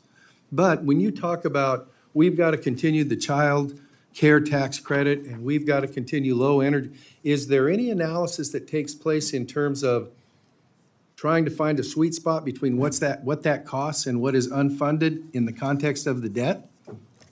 It's okay if I take it. Yes, ma'am. This is where I say we have disagreements, but this president believes it's incredibly important. If we put proposals forward like the child tax credit, we should pay for those. And I get that. I'm just saying, we don't have the luxury as the Budget Committee, not the Budget Committee formal, but the Funding Committee, to say, we're not going to make this competitive in any way, shape, or form with other federal spending, whether it be deficit spending or paid for by some revenue stream. So am I correct that the testimony is we don't evaluate what that does in the context of the overall appropriations bill? Those things are untouchable in terms of a budget request? So I spent 3.5 hours with our colleagues at House Budget who look at both sides of the ledger, discretionary and mandatory revenues. Yeah, but Shalonda, that's a B committee. Don't make me do that. I really like Chairman Arrington. Don't do that to me. I withdraw the comment. But that is the committee, and as the former chairman of the Budget Committee sits there, we know jurisdiction in Congress are complicated, but what budget does bring to the table is we look at spending, revenue, all of those things in one place and see how our fiscal house is doing. Thank you, and because I do not want to follow in the esteemed ranking member of the committee's footsteps, I'll yield back, even though I have no time to yield back. Thank you, Mr. Amodei. I was about to have his words taken down about this comment about Budget Committee. That's just, that was unacceptable. Who's me? Mr. Laurel. Mr. Laurel, you're recognized. Thank you very much. Thank you. Thank you very much, Mr. Chairman. Just make one quick point. Mr. Amadei's point, there was never any connection made in the past about what contributed to the deficit in terms of $1.7 trillion in a tax cut to the richest 1/10 of 1% of the people in this country and to the biggest corporations who pay no tax. With that, Director Young. let me give us an idea of the real impacts of the cuts that are being proposed with regard to using 2022 numbers to the 2024 budget. Describe the human consequences: children, families, seniors, veterans, and millions of people across the country. Mr. Laura, you asked the administration, you sent letters, we responded to those, and I'll highlight a few things we let you know in letter form in response. We're concerned with budget cuts that would take us back, that we'd lose 11,000 FBI personnel, that we'd lose 400 local law enforcement through cutting back on state and local grants as Department of Justice. So we defund the police. Go ahead. We are concerned that 11,000 fewer rail safety inspections would happen, 30,000 fewer miles of track inspected, shutdown of 125 air traffic control towers, TSA wait times go up because fewer people, Pell Grants for 80,000 students would be eliminated, and reducing the maximum award by $1,000. So there are a lot of examples, and we highlighted many of those in response to your letters. Thank you, and I thank you for helping me to get those responses. Have you heard either Director Young or Secretary Yellen, have my colleagues on the other side of the aisle made any similar requests for information about the impact of the cuts that they intend to try to make? Well, I certainly don't monitor everyone who they call. If you're asking, have I entered into this dialogue, not specifically about these cuts. So we haven't heard from the other side in terms of the implication of the cuts. Let me move to you, Secretary Yellen, because I want to try to keep to the amount of time I have, Mr. Chair. I appreciate your partnership on the outbound investment review. Pleased that you, Commerce, et cetera, requested $60 million. This is a mechanism through executive order that review and look at the outflow of U.S. capital and what effect that would have on our supply chains, our economy overall. And so it's my understanding that the executive order will look at artificial intelligence, quantum computing, and semiconductors. As you know, I want to make this stronger. I've tried to look at that we ought to include in this large capacity batteries, critical minerals, active pharmaceutical ingredients, and that's why I've introduced the National Critical Capabilities Defense Act, which I might add is bipartisan, both in the House and in the Senate. How will the potential executive order on outbound investment include or add sectors outside of those that will be originally outlined by the administration? What is your plan to expand and modify the executive order going forward? So we're working on this order and trying to determine exactly what it should cover. We have been focused on the most sensitive technologies and sectors that are critical to our national security. We think it's important to work with other countries to make these restrictions effective, and these are areas where I think we have the greatest chance of working collaboratively with our partners. But we're certainly open to engaging with you to discuss what the right coverage is.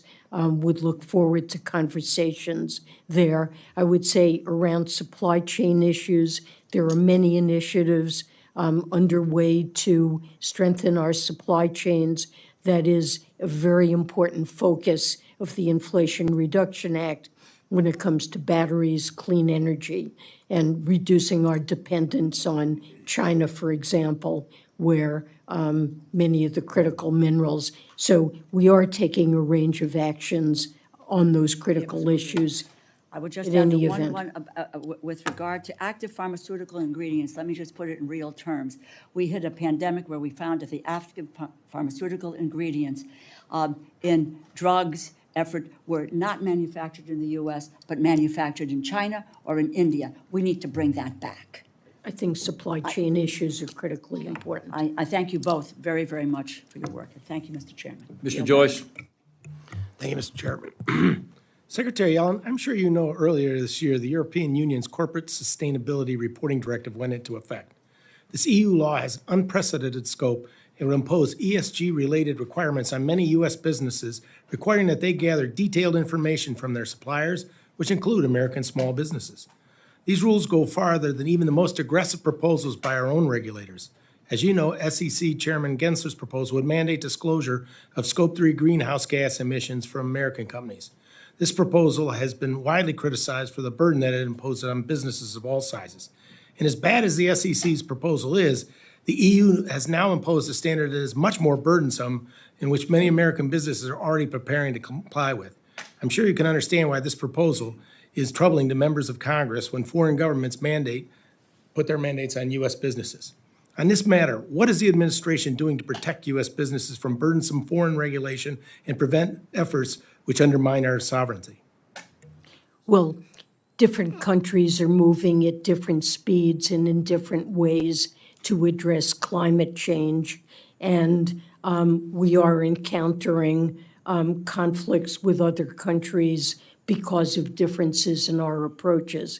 I think as a fundamental, we agree with the European Union that disclosure of climate-related risks is important so that investors are able to make good choices about where they invest and understand the risks in different companies. So as a general matter, we believe, as the Europeans do, in disclosure, which is behind Chair Gensler's proposal. I know he's received many comments on, but we are engaging with the European Commission to understand the implications of their proposals.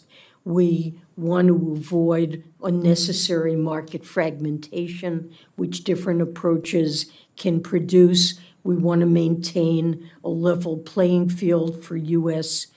Companies and make sure that they're not burdened with incompatible regulatory requirements around the world. So this is an important issue that we're focused on addressing. All right, I accept that. Secretary, also this administration, and you just claimed prior, that billions of dollars in additional funding provided the IRS in 2023 for increased enforcement will somehow not be used to target individuals making less than $400,000 per year. I got to tell you, I'm a little skeptical of that claim. And and which specific mechanisms has your department and the IRS put into place to make sure that this money is not used on burdensome audits for ordinary Americans? I've issued a directive to the IRS that clearly prohibits them from using these funds to target individuals or small businesses making under $400,000. And let's be clear, the focus of this, there are really two focuses of this money that's been allocated. One is to greatly improve customer service, both for individuals and for businesses, modernizing the IRS. And the second is to address the tax gap. And the tax gap isn't related to individuals or small businesses making under $400,000 a year. It's wealthy, very high-income individuals, complex partnerships, and corporations that are, by and large, underreporting and underpaying their tax. And the money will go to hiring trained, experienced accountants and tax professionals who are able to do the complex audits that are necessary to recover those funds. So there would be no motivation to want to target taxpayers making under $400,000. And I have directed the IRS that they may not do so. For 10 years now, I've been on this committee, and money has been given year after year to automate the processes at the IRS. And now you're saying that they need more manpower versus automation. They need manpower and automation. And there will be, for example, of the resources in the budget for 2024, the lion's share will go toward technology and operations, some toward net increases in enforcement. That will take time, but there will be massive improvements over time in technology, and we will end up with a modern agency that people will have much better experience and companies interacting with. I yield back. Mr. Pocan. Thank you, Mr. Chairman, and thanks for holding this hearing. Appreciate it. And thanks to our witnesses. I'd like to try to get to two areas. So let me start first, kind of just talking about the economy. Worried about the debt ceiling that we're facing. So we just talked a little bit about interest rates, and Moody's Analytics, they had an economist who predicted that we would have global market panic on the scale of the 2008 financial crisis, result in more than 7 million job loss, unemployment rate of over 8%, elimination of 10 trillion in household wealth, and decline in real GDP of more than 4%. So that means people are paying more for small business loans, for cars, for homes. But there's a second part that I'd like to ask Director Young specifically about, that a debt limit breach could disrupt expected payments to the military, veterans, and seniors, specifically 65 million Americans who receive Social Security and Medicare benefits, and 18 million veterans who could lose access to their benefits. That's 330,000 people in my state. Could you just briefly address that aspect of the debt ceiling? Many of us have experienced shutdowns where people don't get paid until the government reopens, and this is not that. You've heard the Secretary of Treasury lay out the catastrophic economic fallout from a default and what means if we even get close to flirting with. But it also means those people who have payments, like our military, like our veterans, like our seniors who are on Social Security and Medicare, we will know the revenues we have as Treasury processes those. So we cannot guarantee what gets paid, and it will be a very chaotic situation where those who rely on the government for salaries and services, that is what default is. That means we cannot guarantee that they will receive their paychecks or the services in which many of them have paid into their entire lives. No, thank you. I just think, back home, people don't talk about raising the debt limit. That's very Washington speak, but they talk about whether or not they get their Social Security check, their veterans benefit, whether interest rates are going to rise when they buy something. And I think those are the real ramifications that we should be talking about more as we do this. Second area, and this is, I'll admit, is a little bit out of left field, but I have a real concern where we're at right now with the Fed and raising of interest rates. And Secretary Yellen, this is specifically for you because I respect your opinion so much. I know you're not in charge of the Fed, but I do respect your opinion. So the normal business, the normal model, I guess, is if inflation is high, the Fed has kind of a singular blunt tool of raising interest rates until people lose jobs. I guess that's the best way of putting it in a blunt way. But I don't feel that this is the normal time that interest rates go up and that works. I feel like, and I'm a small business owner for 35 years, and I can tell you what I'm seeing right now. First of all, our offices,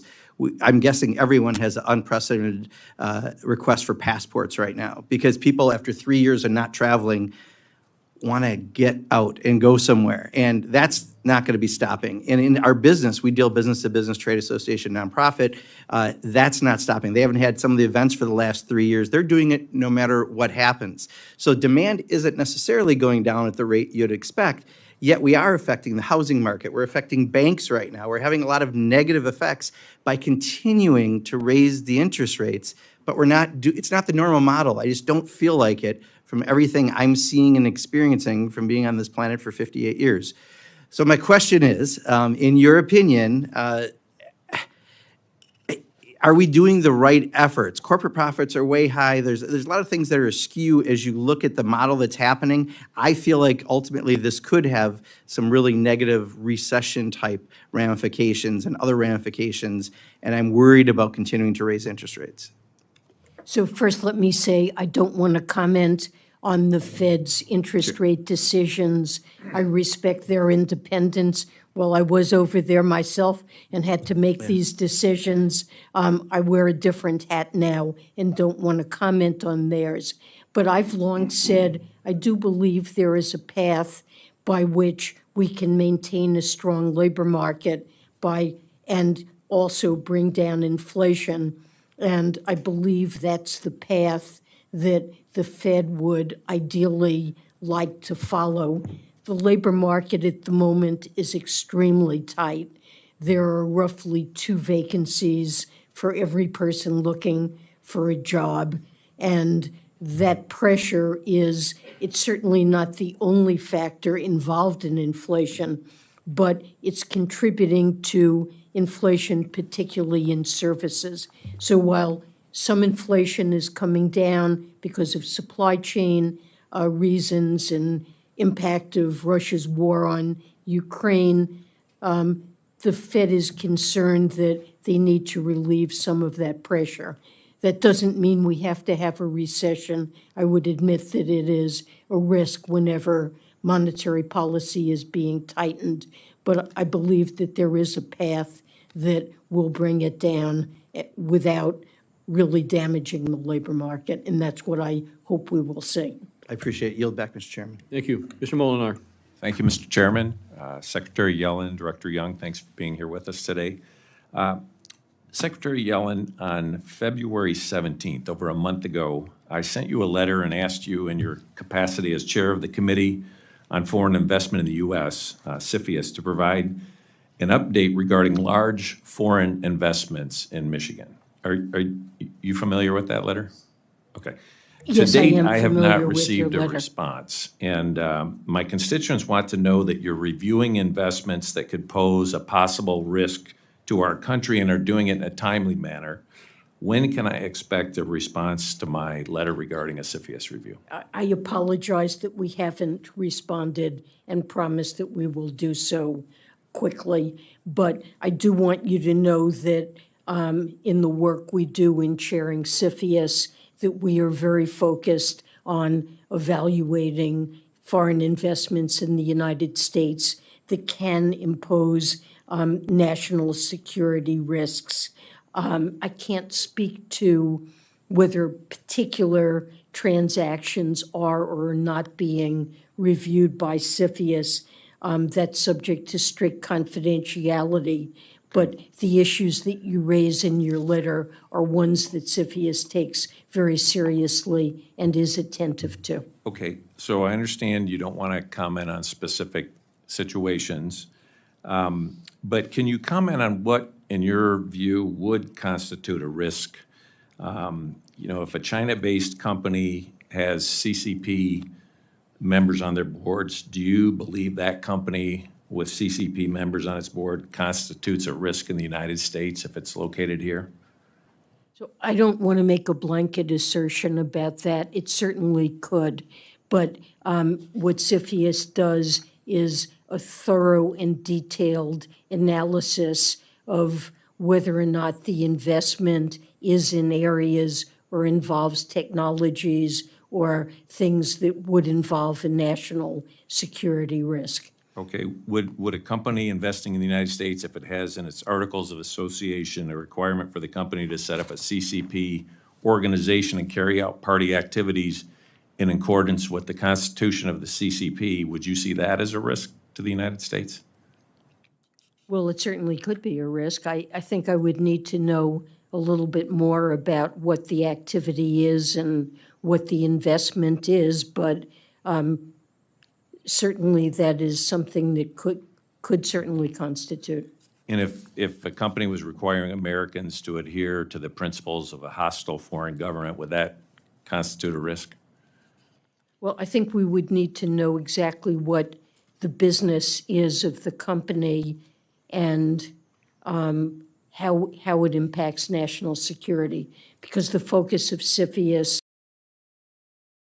security, so we would have to take these concerns to national security.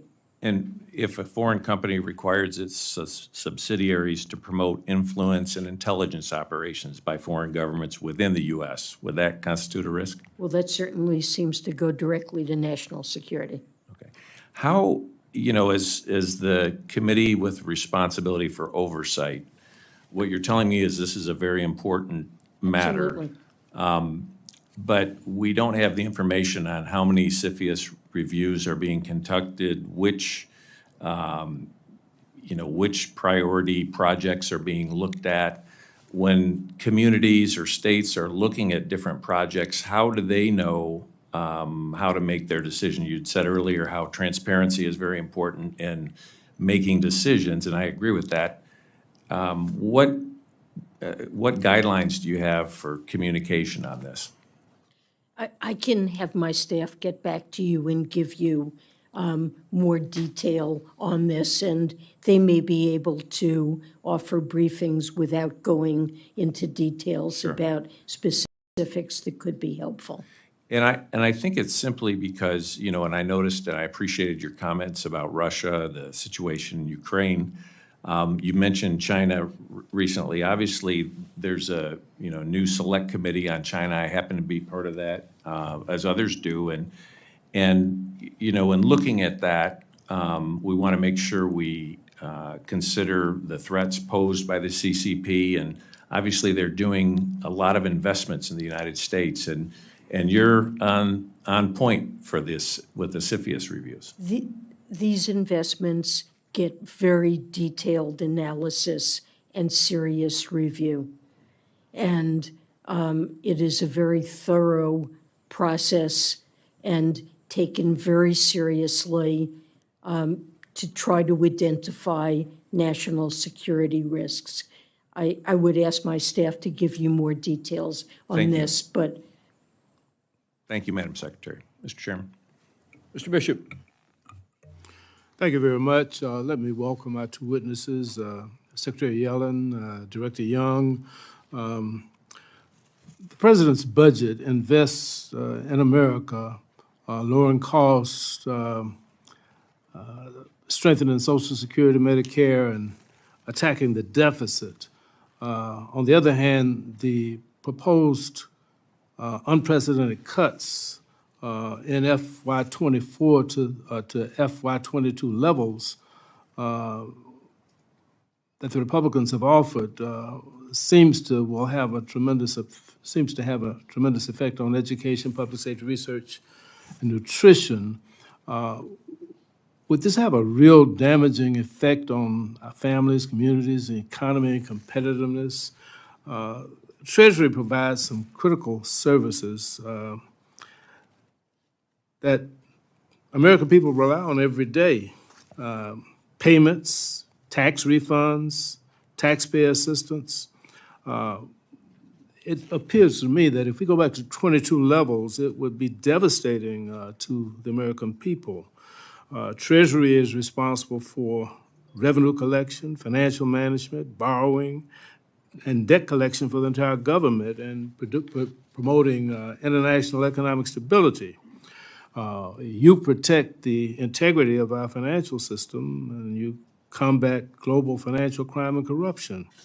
And of course, it would appear that going back to 22 levels would certainly impair your ability to monitor risks to ensure an effective and unified approach to promoting financial stability as we're faced with right now. Our national security would appear to be impacted, and either of you can comment on this.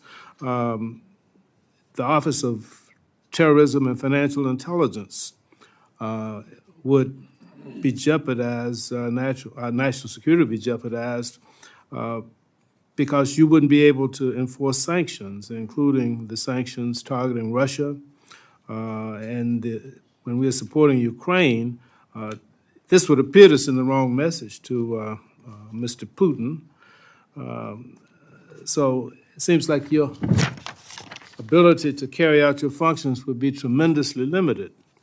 And of course, looking here domestically, you have the responsibility for community development financial institutions, grants and assistance. And of course, if you have to cut that back, it means that many of America's most economically disadvantaged communities would be hurt because there would be fewer resources for small business lending, affordable housing, and consumer products and services to help with our economic development and job growth. It just seems as if all of this is a big problem and a step backwards. Can the two of you comment on what that really means for the American people?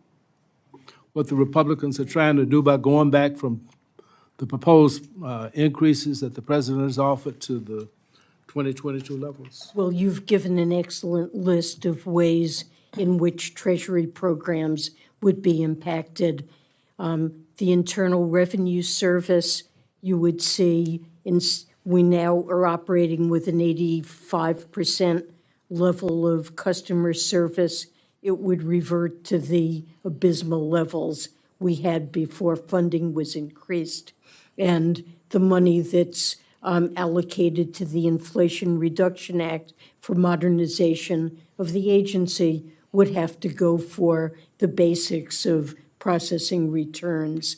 As you said, cuts for the Office of Terrorism and Financial Intelligence would compromise our ability to put in place sanctions.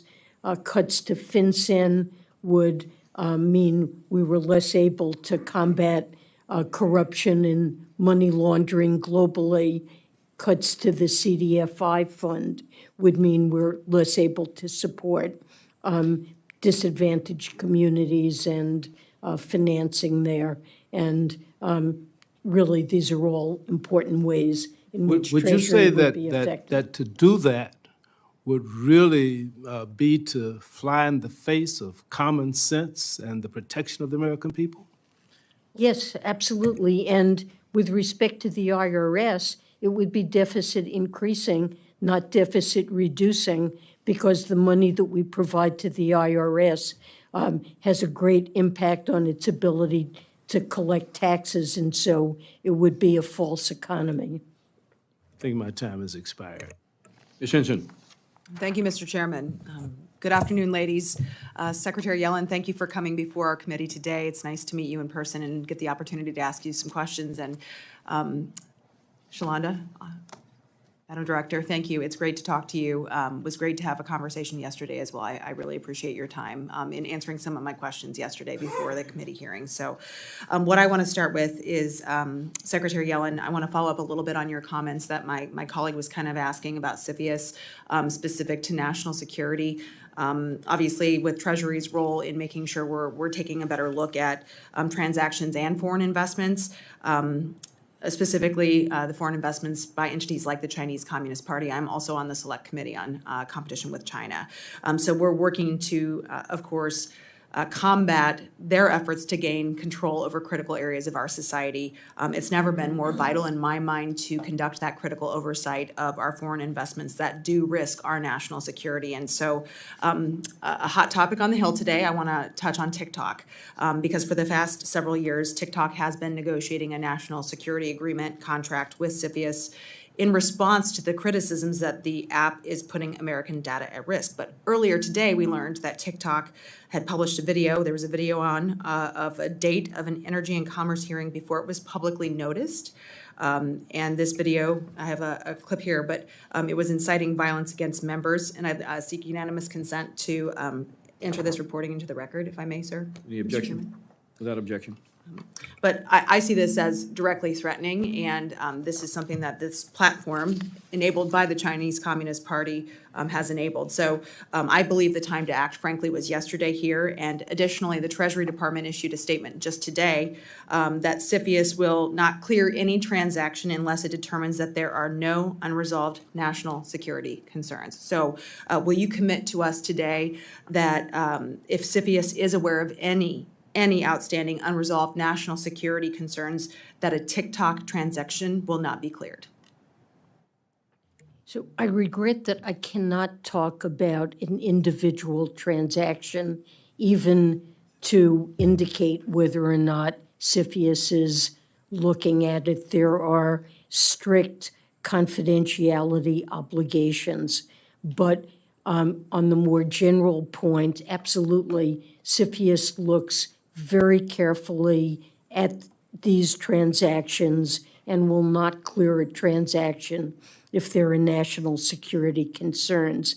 And when it comes to data, we're seeing an increasing number of cases that do present risks around this issue of the type that have been mentioned in connection with TikTok. Time is of the essence here, right? We talk about this post that lived online for over 40 days. It's taken years to get to a place where we have a decision. So why is it taking so long? I mean, we're at 3 years now. There's ongoing litigation over TikTok that is not yet resolved.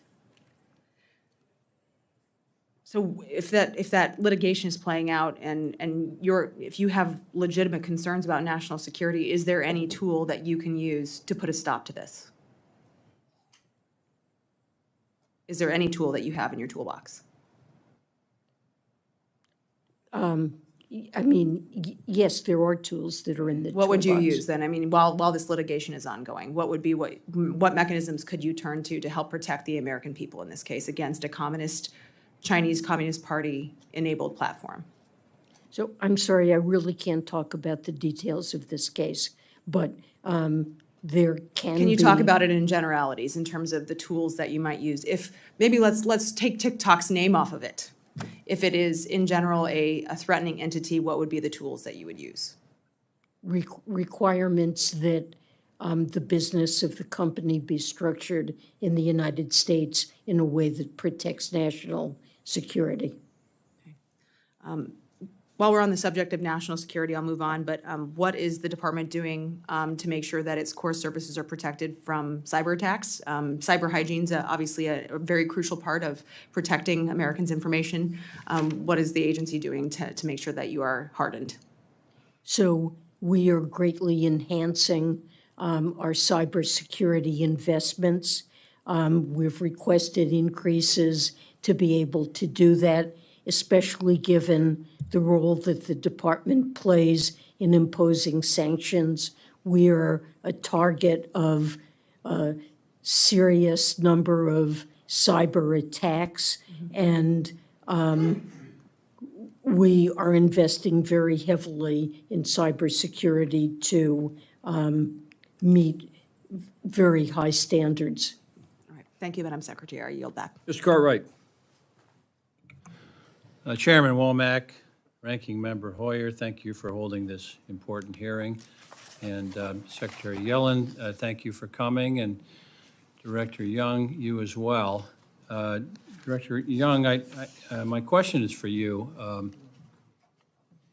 It was January 1, 2006 that Medicare Part D came into play. That's when it started to be used in this country, and it meant that pharmaceuticals were provided to seniors on Medicare, and but it came with a gimmick, and the gimmick was that Medicare was not able to use its purchasing power. Medicare was not able to talk price.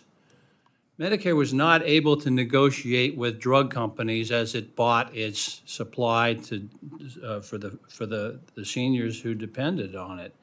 And you tell people that, wait a minute, why couldn't Medicare negotiate with drug companies? And the answer is it was part of American law. We made that part of American law here before 2006.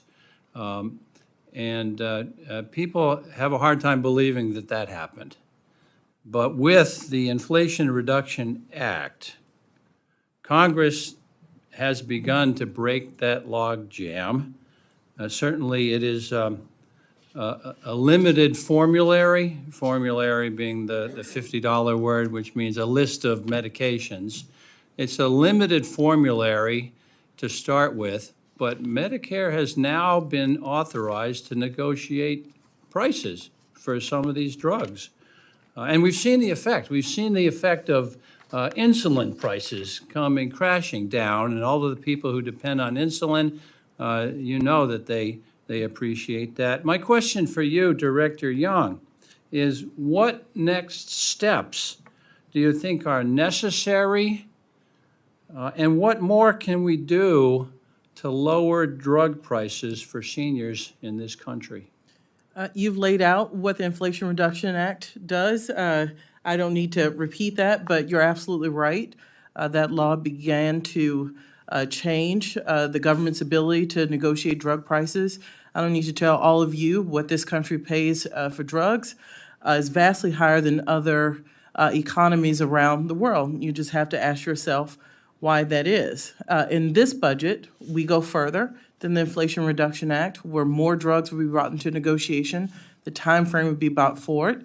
It not only reduces money for seniors, the government would save $160 billion by doing more drugs in negotiation and bringing that forward. In addition, $40 more billion would be saved for taxpayers by instituting the inflation rebate, meaning drug company, if you are raising your drug more than inflation, you have to pay the American taxpayer back.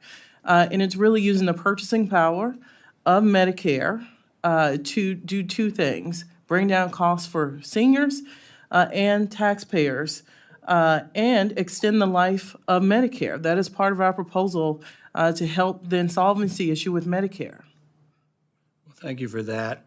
Of course, we had a State of the Union address not too long ago, and the president could not have made it clearer his commitment to ensuring the benefits provided by Social Security and Medicare.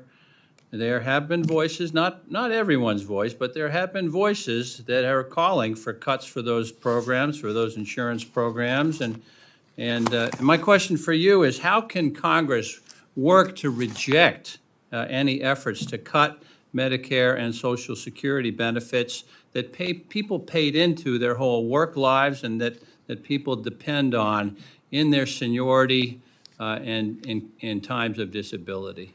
Look, I work for the President of the United States, who's made clear that he will oppose any reductions to benefits in both the Social Security and Medicare programs. He believes, as I mentioned in my opening statement, these aren't just programs, they are promises to generations of America's seniors, like my 94-and-a-half-year-old grandmother, that all of the money they're put into the system should be available to them, and their government promised that to them, and this president will keep that promise.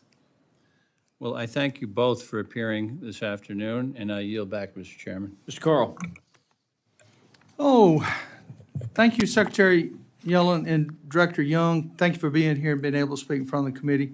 I'd like to make a quick statement here, though. I have not heard one single member in the Republican Party say anything about cutting Medicare and social benefits here. So I think that's a falsehood that's being brought up and spun for political purposes. With that said, Secretary, in regards to the bailout of the Silicon Valley Bank and the Signature Bank, I want to ask you a couple of questions. I talk to local bankers. I try to stay in tune with them. And they tell me that the problem of this bank being upside down, for lack of better words, should have been caught by the board review on the call report 1231. Was it? Was it flagged? Well, I'm not responsible for supervision of these banks. So that's a question that should be addressed to the appropriate banking regulators. But how about the government overseeing of these committees? Did anyone catch it? Did anyone review it? Well, this is not the job of Treasury to be overseeing the regulatory agencies, either the Federal Reserve or the FDIC. Okay. They All right. have supervisory authority here. Okay. So I watched I watched quite a few videos on you last night and read a lot. So very impressive. Thank you. I watched your question from Senator Langford from last week, I believe it was. And again, it seemed the administration is putting itself in a position to pick the winners and the losers in our business community, and that bothers me. I've been in business for myself for close to 40 years, various businesses, and the biggest problem I always had, especially in the healthcare field, was the government itself getting in the way. So I'm always very sensitive to that. I developed my opinion about this from a statement that you made, and it said that the board would have to have a supermajority vote to cover 100% of the investors in other banks in the future, like you're doing in the Silicon Valley Bank? Well, let me be clear in what I said. Okay. In the case of the two banks that were put into resolution, Silicon Valley Bank and Signature Bank, we invoked a so-called systemic risk exception. And we did that because we determined, and when I say we, I mean supermajorities of the FDIC. Actually, the vote was unanimous. The FDIC board, the Federal Reserve Board, and myself, after consulting with the president, we felt that the failure to protect uninsured depositors would create contagion, and that there was a risk of runs on many banks that would not only undermine the security of depositors, but also compromise the ability of the American banking system to meet the credit needs of our country, of households and businesses. So we took this step. The Federal Reserve also took a step to create a facility that would improve access to liquidity for banks that are faced with deposit runs. I believe our tools worked, and what I've said is that these are tools we could use again for an institution of any size if we judge that its failure would pose a With all due contagion respect, threat. I'm running out of time, and I've got 6 more questions here I know I won't get to, so I apologize for this. But you know, my question is simple with the short time I've got left. I'm glad to see that you brought the community banks and the small banks into the conversation, because they were really feeling like they were being fed to the wolves, for lack of better terms, and the big banks were taking over the conversation. So the small bank, and I appreciate you doing that.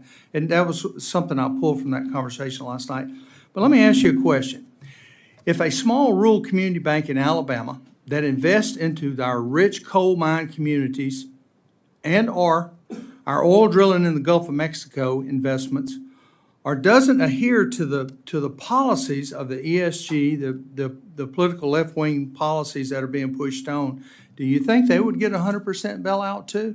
Really, this has nothing to do with the particular business of the bank in question. It really is a judgment about whether or not the failure of the bank and the losses imposed on uninsured depositors threaten contagion that could undermine the broader banking system. And I'm out of time. Thank you, ma'am. I disagree with you. I think a lot of the voters disagree with you too, but thank you for your time, and yield back. Mr. Siscomani.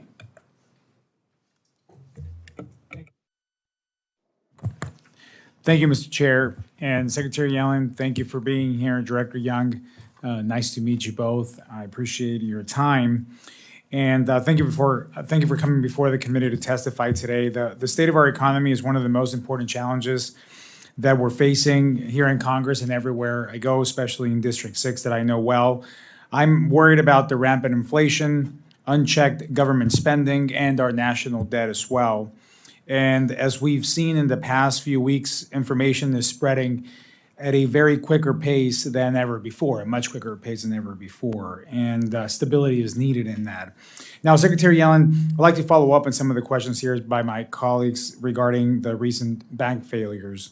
So I have just a series of short questions, and maybe you can just help me answer as many of them as we can get to in this short period of time. But have you determined whether a special assessment will be needed to replenish the FDIC's deposit insurance fund?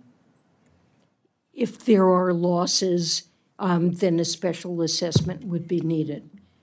It's not clear yet. I believe the FDIC, as a preliminary matter, assessed that there would be a $2.5 billion loss in the case of Signature, but that's not a final determination. And also to follow up on the question regarding, thank you for that, on the regional banks or community banks, for example, in Arizona,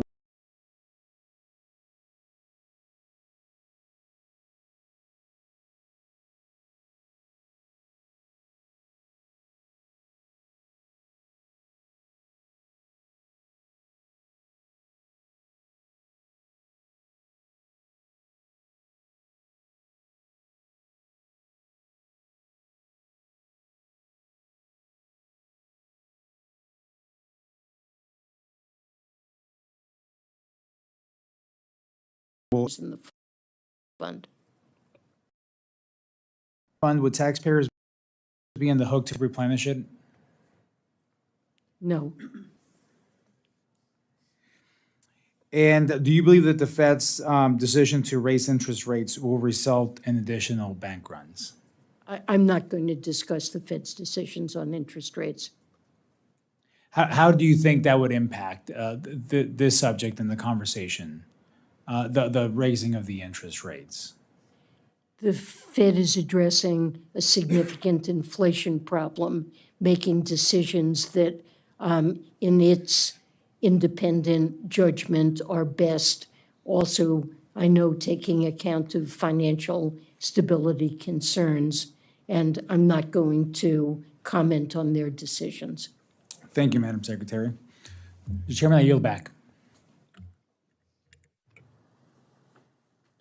I think Mr. Cloud is on his way back, and we'll get to Mr. Cloud when he returns. So we're going to move into round two of our Q&A with the witnesses, and I'll lead. Director Young, I'm going to put my budget hat back on. I can't help but do that. And I want to talk about improper payments. And frankly, it's a subject that causes me to scratch my head. It is reported by the GAO that federal agencies dispersed an estimated $281 billion in improper payments in FY21, with cumulative improper payments totaling $2.2 trillion over the past 20 years. Let's repeat that. $2.2 trillion in improper payments. Now, what's always kind of been a mystery to me is if we know we've paid it and we know it's improper,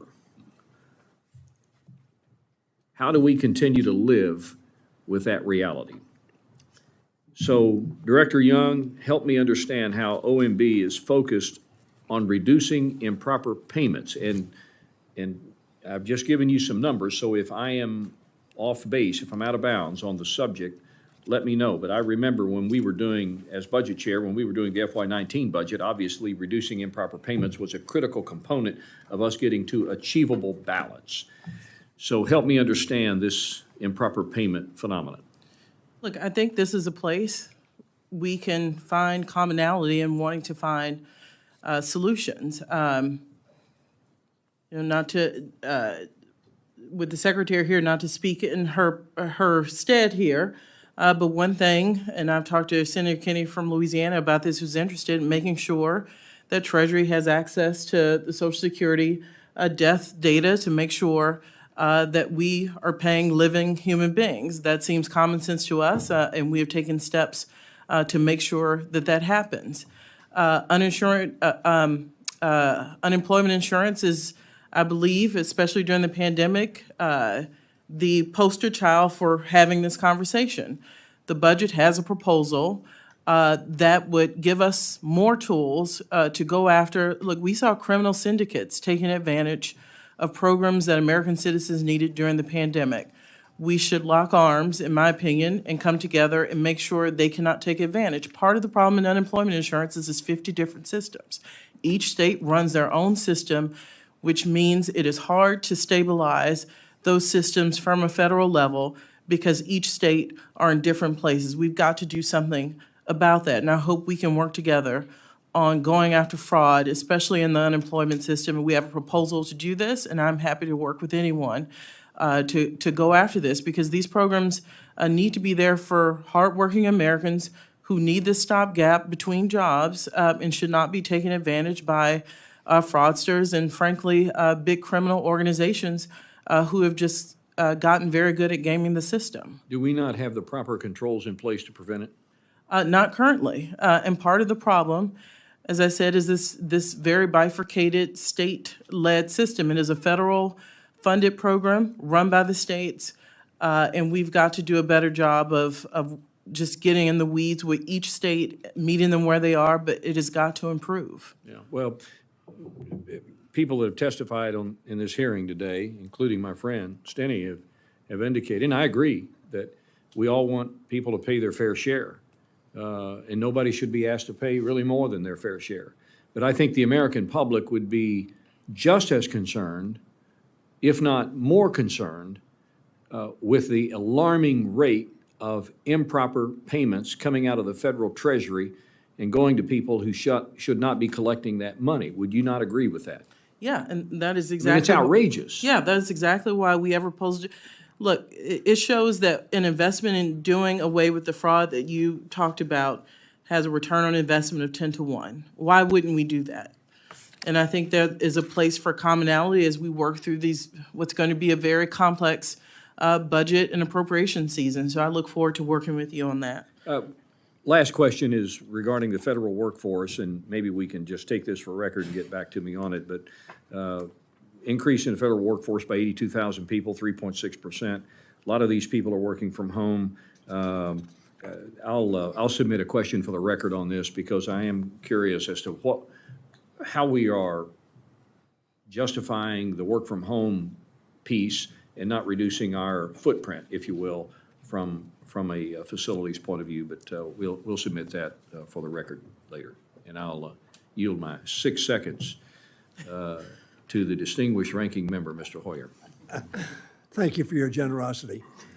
Let me ask you a question to follow up on the chairman's question. We'll agree.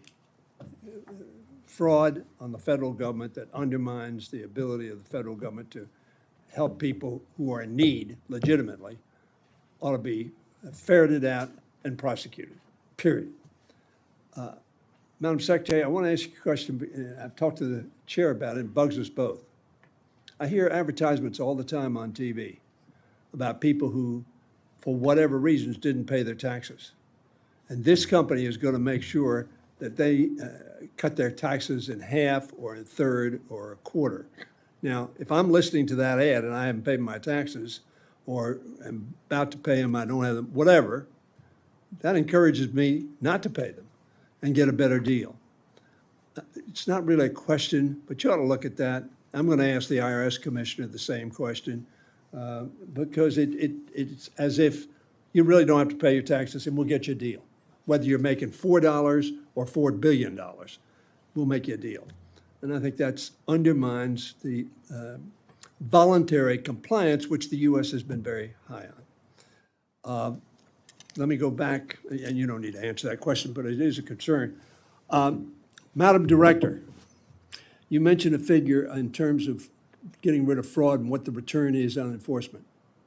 What's the return on money in enforcement in IRS? I think the Secretary has spoken to this. What the Inflation Reduction Act did, if that is rescinded, the CBO has made clear that that will add to the deficit to the tune of about $100 billion because they will estimate, as much all budget scorekeepers will, that will bring in less to close this tax gap. So we will lose money for the Treasury. The figure I recall from my previous life was about 7, 8, 9 to 1 return on the investment in enforcement. You get $7 or $8 or $9 in return. If that's the case, then cutting that has that $100 billion consequence that you just referred to.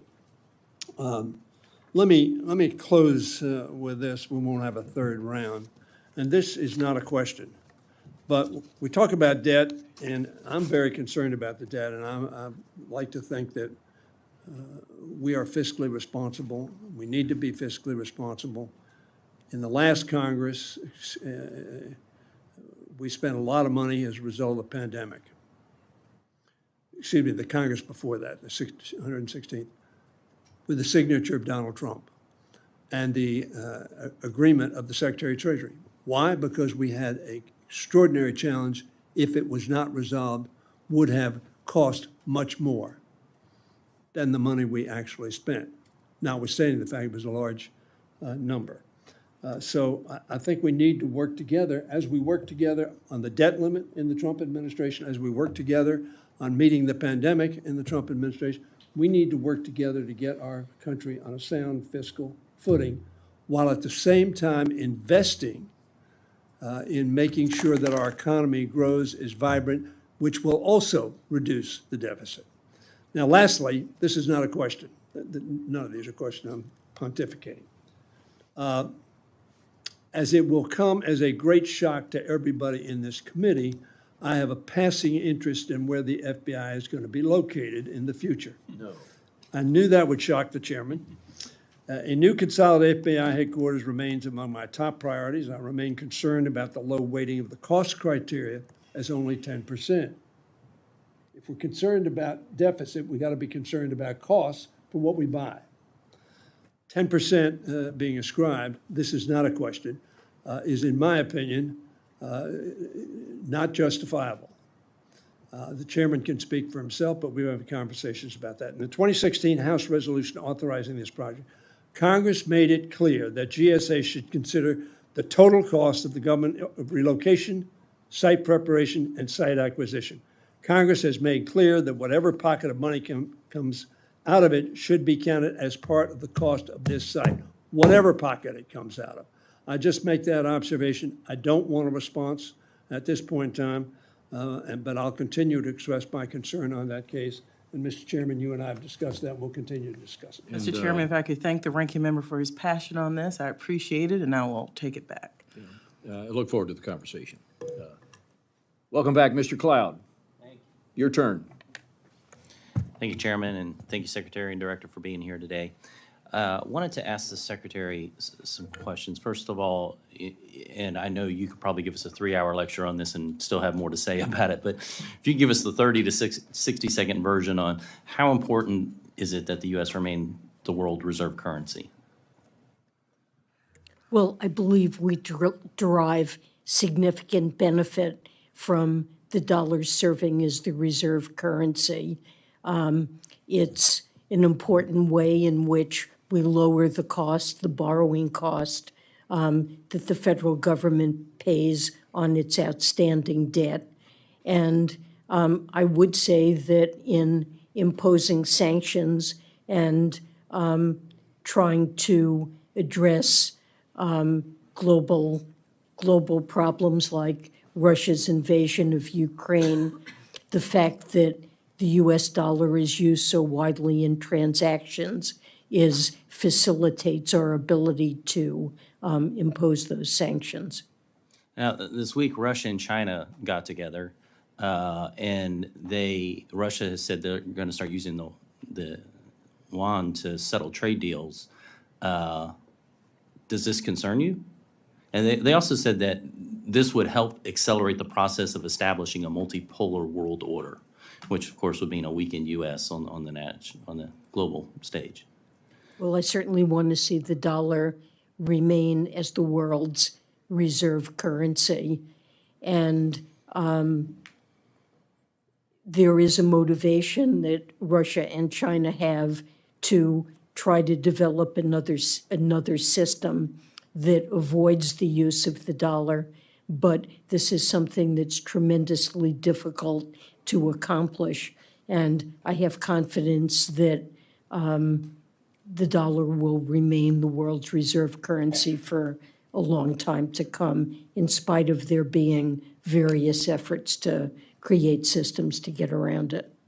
Now, in 2008, the U.S. National Intelligence Council said in a report they produced that there's an unprecedented shift in relative wealth and economic power from the West to the East now underway, and they expected it to continue, that our relative strength will decline. And they said it was because of this. They said the transfer of global wealth and the economic power is now underway. It's unprecedented in modern history. And they said it comes from two sources. We're sending oil and gas revenues overseas, and we're sending manufacturing overseas. Yet a number of the policies that this administration continues to embrace support ESG, which we've seen. You know, China's not following that. Russia's not following that. They continue to build coal plants. China and Russia are talking about building another pipeline. And yet we seem to just be hamstringing Western countries on the front when we were producing energy and oil and gas, petroleum products more responsibly, cleaner than anyone else. One of the things concerned about this, we talked to a number of banks. I realize most of this is the SEC pushing this, but from your standpoint, we have European countries trying to impose these regulations on U.S. banks. that work in their markets, and therefore the U.S. businesses that do companies in that. And from a diplomatic perspective, it would seem that regardless of where you are on the ESG front, for or against, from a diplomatic perspective, you would be standing up for U.S. banks and U.S. businesses against what any other country's regulators would be trying to enforce on that. Do you have diplomatic efforts underway, or what could be done to combat that? Well, we do have frictions with various countries, including the European Union, when we have differences in our regulations when it comes to things like disclosure of climate-related risks.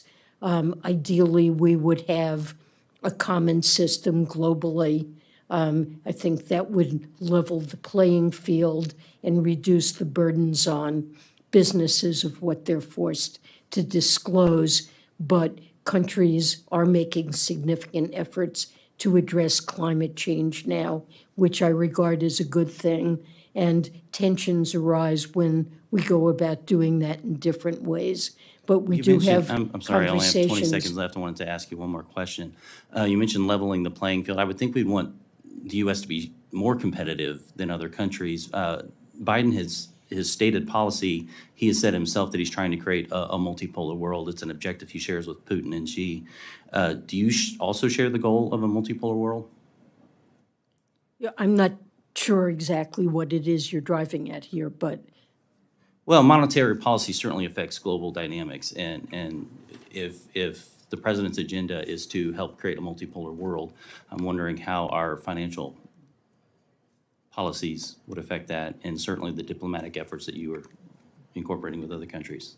well, I'm not going to comment on multipolar world because I'm not sure exactly what you're driving at there, but certainly we work with other countries in order to make sure that American businesses are treated fairly in international commerce.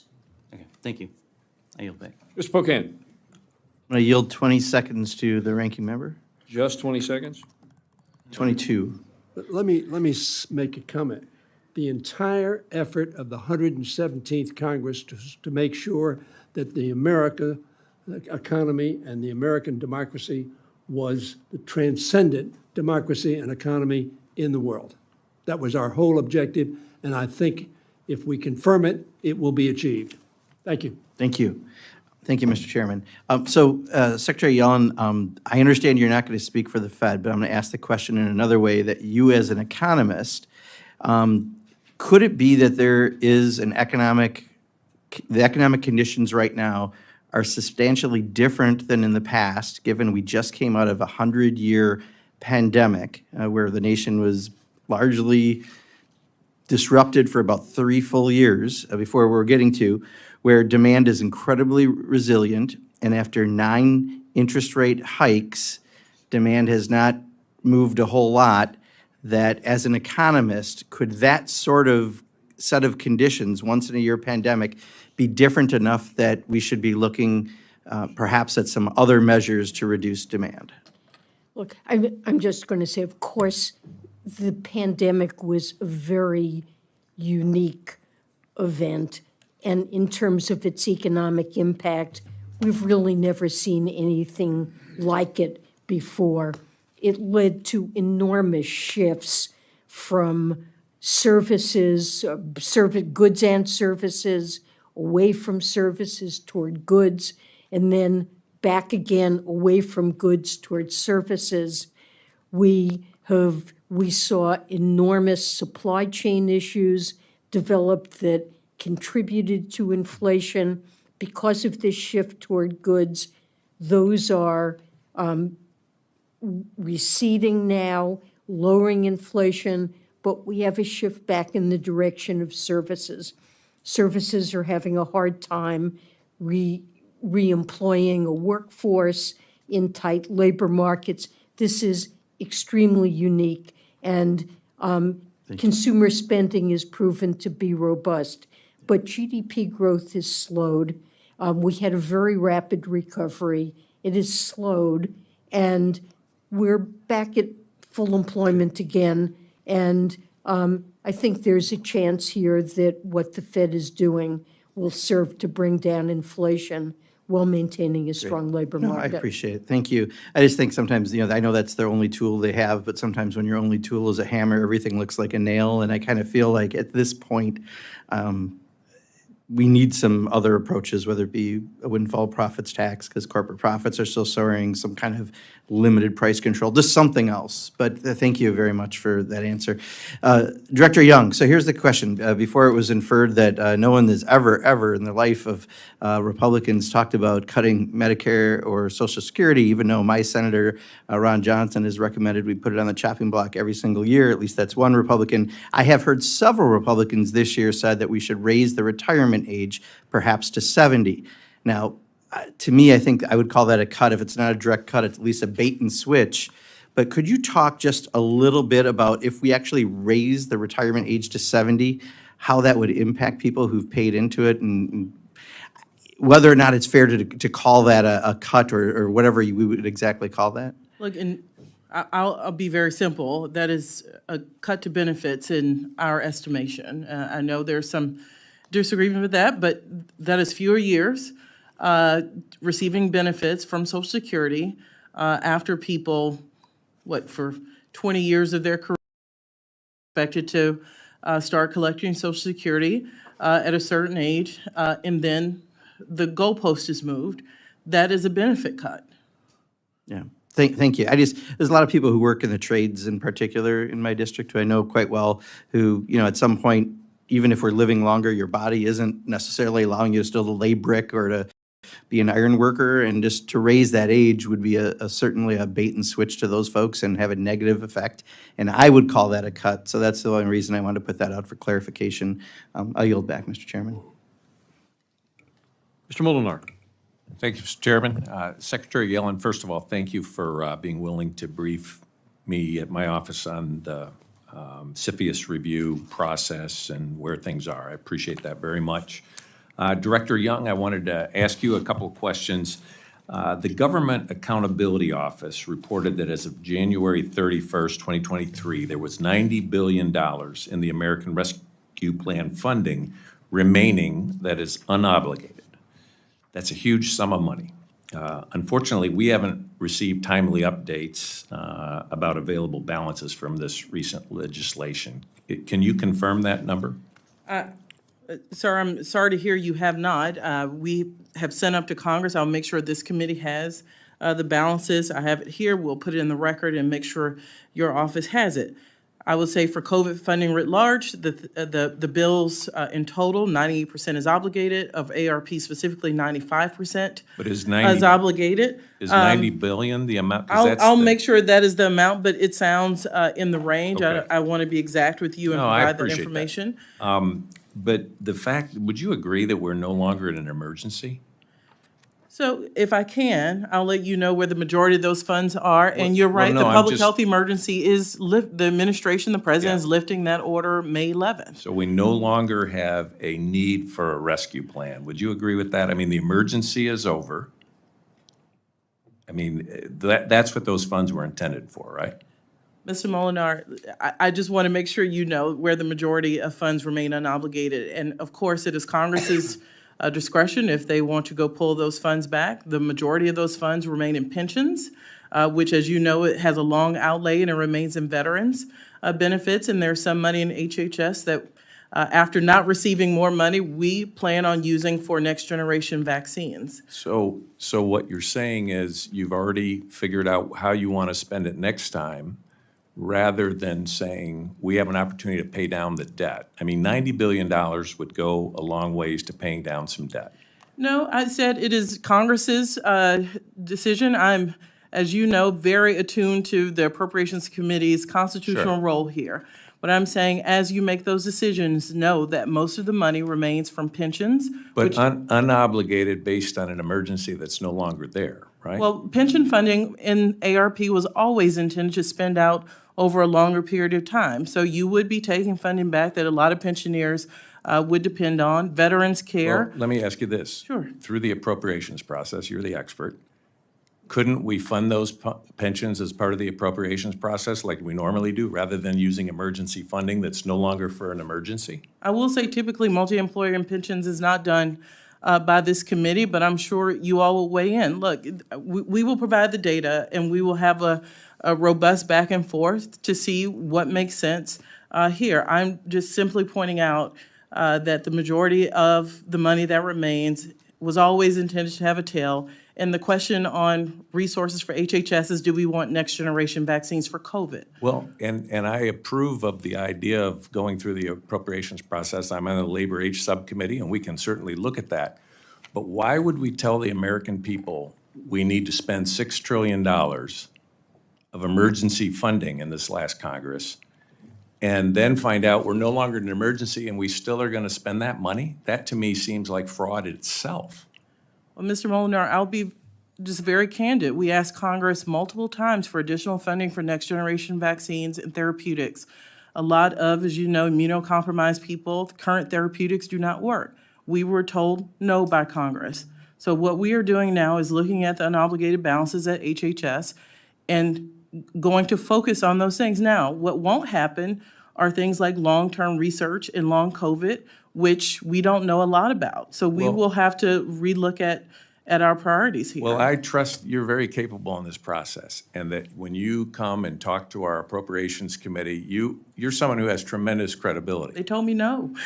Well, you know, I think it's a matter of let's figure out what the top priorities are. There's a lot that we spend that wouldn't be maybe as top a priority, and you might have to agree to cut back on some of that. But I just think taking the people's money that was based on an emergency when there's no longer an emergency and spending $90 billion seems irresponsible to me. Thank you. I yield back. Mr. Cartwright. Thank you, Mr. Chairman. Well, Director Young, it was 80. We're coming up on the 87th anniversary of the Rural Electrification Act. 1936 it was. It was a time in our country when we had electricity. We had electricity in most places, but we didn't have electricity in some places, in the back roads, in the hollows, in the places off the beaten path. We did not have electricity, and these places were being left behind. We're kind of coming up on a similar thing right now. We have broadband internet access in most places in this country right now, but there are places being left behind.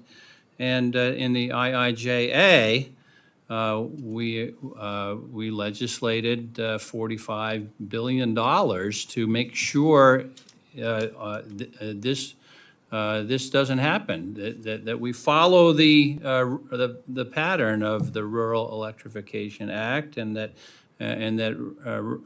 rural places get broadband internet. And of course, the president requested an additional $400 million for the Reconnect program you're familiar with, which provides grants and loans to deploy broadband to unserved areas, especially tribal areas. What do you see as the most important things to be accomplished so that we can accelerate access to broadband internet in rural places? Well, the bipartisan infrastructure law was a game changer, so thank you for that.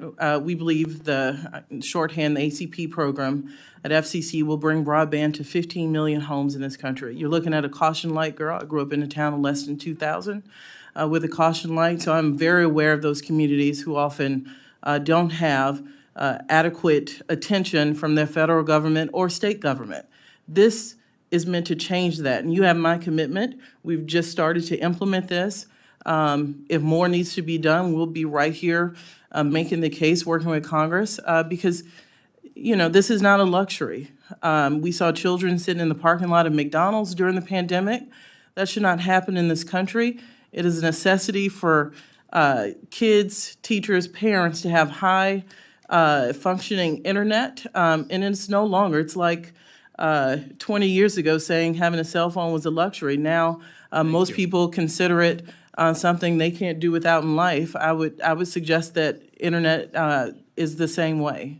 Thank you for that. And now, there was a comment or a question made in this room that seemed to imply that this administration is not doing everything that it could do to outcompete China, to counter China. And my question to you is that a correct narrative? Well, look, let me be very clear. This president says it over and over again. His Made in America agenda, his manufacturing boom, bringing 800,000 jobs back, that is directly about making sure that the United States of America remains the world leader, not China. And this budget has several proposals I hope we can work with on a bipartisan basis. I know Mrs. Henson has a interest in this, and Mr. Molinar's on the China subcommittee. We have a proposal that would put vast resources, $6 billion, into efforts like infrastructure across the globe. Look, China goes into these places like the continent of Africa, throws a little here, a little there, has vast access to their resources. Where are we? And we have to make sure that the United States remains the beacon I know we are, and that we have presence in those places, and make sure we are investing responsibly through our Development Finance Corporation, through our Millennium Challenge Corporation, because if we aren't there, China will be there. So I certainly hope we can work together to implement these proposals. Thank you, Madam Director, and I yield back, Mr. Ms. Chairman. Henson. All right, thank you, Mr. Chair. Some sobering statistics, numbers, $31.6 trillion in debt. That's about $94,000 per citizen, $246,000 per taxpayer. So I want to talk a little bit about what that cost looks like for Iowans. And so, Director Young, can you speak a little bit today to the rising interest costs, how that fits into these numbers as we're seeing the debt balloon? What are some of the tangible impacts to working families as a result of those rising interest costs? Thank you for that. And we like to use publicly held debt, which is about $24 trillion. I believe you're using both debt points together, but either way, this is why this president put forward proposals that bring down the deficit, because we do also believe that our investments should be paid for. And if we don't go about investing tax cuts in a fiscally responsible way and pay for them, our deficit and debt problem will be worse, Congresswoman. And I know there's disagreement on how you do that, but this president has put forward tax reform that would save $3 trillion or nearly $3 trillion over 10 years. I see this as a complete tax shift, but if you talk about rising costs and the impact that has, I think one of the quickest ways we could address that is energy, and I think we have different perspectives as well on lowering energy costs, but I've been advocating for that, and I would encourage you to continue to look at Iowa's biofuels as an answer, and please take that feedback back to the president. We need an answer on E15 if you can. I'd also like to ask and follow up on the CCP challenges that we're facing, since you referenced that again, and it's very clear that this committee has a very unified interest in that. Since you do have kind of an all-of-government look through OMB, do you have any recommendations on how we can better leverage our spending? You referenced that $6 billion number, but ways where we can truly counter the CCP's aggression through government. So I mentioned two agencies in particular whose money can be used, the Budget Authority, the funding amount, but also they have the ability to finance projects. So their money goes a little further. So I'd love to have you talk to us about the Development Finance Corporation. They have some innovative ways of financing projects across the globe. Again, I mentioned the Millennium Challenge Corporation. They go in, sign compacts, and really try to leverage private dollars. So it's not just what we're investing here. What programs do we have that are leverage points that would attract private sector interest? And those two in particular are quite interesting in that way. Are there any agencies engaged in related work to counter the CCP that you think could be doing a better job of collaborating and finding that either that outreach within the private sector or better outreach within government? So those are two agencies. certainly they will tell you they are resource constrained, which is one reason we put it here. And we have to, in order to attract private interest, they need to know the federal government is serious and going to show up with resources. So that is what we're trying to do, have those programs be much more aggressive. And to do that, I look at this as capital, especially for DFC, to make sure that their finance tools can be put to use. You and I also talked about COFA, Compact for Free Associations, those tiny little places like Palau in the South Pacific. We need a presence there. We often talk about COFA in the Department of Interior. We put it under Department of State because we think it's a strong diplomatic tool to counter China and make sure we have a presence where we know they want to be. Finally, I just want to talk a little bit about the regulatory burden and cost on farmers, small businesses, and families. What plans do you have in place to more appropriately account for the cost of regulations on people before they are actually implemented? Yeah, so a part of OMB is the Office of Regulatory Affairs, and it is part of our duty. Our executive order that governs us, 12866, says we have to look at cost-benefit analysis for regulations. We are committed to continue that. We're not going to change that. What we are doing is looking to modernize. Far too many rules come into OIRA that the amount of economically significant has not changed in, I believe, about 30 years. And we need to raise that so that fewer things come in for review. So we are modernizing, but what we are is committed to making sure we keep a robust cost-benefit analysis in the regulatory system. Director Young, this is one of the #1 issues I hear about from my constituents is the cost of the regulation on doing business, and we can truly unleash this economy if we take that into consideration and reduce that burden on our businesses and our taxpayers. Thank you. I yield back. Mr. Cloud. Thank you, Chair. I wasn't going to bring this up, but since it was mentioned, I wanted to go back to it. It's then Vice President Biden's own words. He said, "We are trying to build a multipolar world." Those aren't my words. That's not my interpretation. That's an exact quote. So is it your understanding that now he's joined the America First movement, or is this continues to be his policies, and do you endorse that? If that's directed at me, I'm with Secretary Yellen. I tend not to answer things I don't fully understand in multipolar world. I'll leave it at that. What I do know, and what I've heard this president say, is that we have to regain footing in several ways. We have to, of course, maintain a strong defense. We have to do things on the diplomatic front, like the programs I talked about. But we also, what are we spending in research? China is growing their footprint in manufacturing and things we are far behind in. That is part of what the Inflation Reduction Act will change. We will build more of that clean energy here and bring jobs back here. So this president has been crystal clear that he believes America's role is to be first in those places, including America in was already research. leading, in producing clean energy. We were the best at producing oil and gas. We're the best in what you would call green energy. We're leading the world in that, and so the Inflation Reduction Act was not necessary in reaching that goal. We were already leading the world in that. You said, let's not hold the debt ceiling hostage to really draconian cuts that all help the wealthiest in this country. And then Secretary Yellen, you said, I don't think that we should, you said, in speaking of prioritization in relation to the debt ceiling, you said that prioritization is simply not paying all the government's bills when they come due. That's something we've never done. It's really just default by another name. And I was kind of puzzled by that because, our job in Congress is to prioritize what the spending should be. The president submits a budget, and then we weigh it, and then we send it, and I'm a little puzzled to see that, some of the things we're spending money on watching hamsters fight on steroids, turning mice into binge drinking alcohol, drag shows in Ecuador. The Biden administration is funneling tax dollars to Colombian LGBT groups that back prostitution. We have 77,000 empty federal buildings.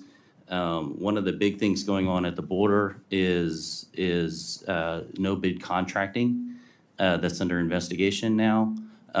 So there's a lot of areas it seems that we could cut that wouldn't be considered a default. Would you agree? No, I wouldn't agree because it's certainly up to Congress and this committee to decide about the budget for 2024 and years after that, what future commitments Congress chooses to make about spending levels.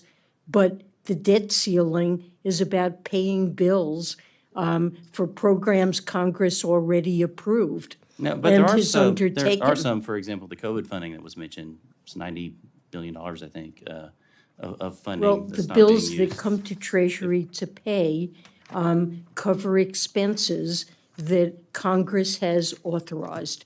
And they've gotten to the point of services have been provided, whether it's by the federal government's own workforce or contractors who have bills to pay for workers that they've hired to provide government services. And it's about paying those bills when they come due. And if you don't pay bills that come due for services that you have ordered and I think I get what you're authorized, saying, and I'm that's kind of default. running out of time here. If I could move on. One, as someone new on this committee, one of the things that I've been trying to go through numbers, me and my team and everything, that's been difficult is the things that I mentioned. One of the reasons I mentioned them is because most of them are not line items in a budget. They have to do with the grants and contracting, which is kind of opaque to us. Even it's very difficult to find. We send a top line in a budget. We'll appropriate dollars toward a budget, but then the grants it's really opaque to what's going on, and that's where a lot of the policy initiatives are, and really a lot of the nefarious action is going on.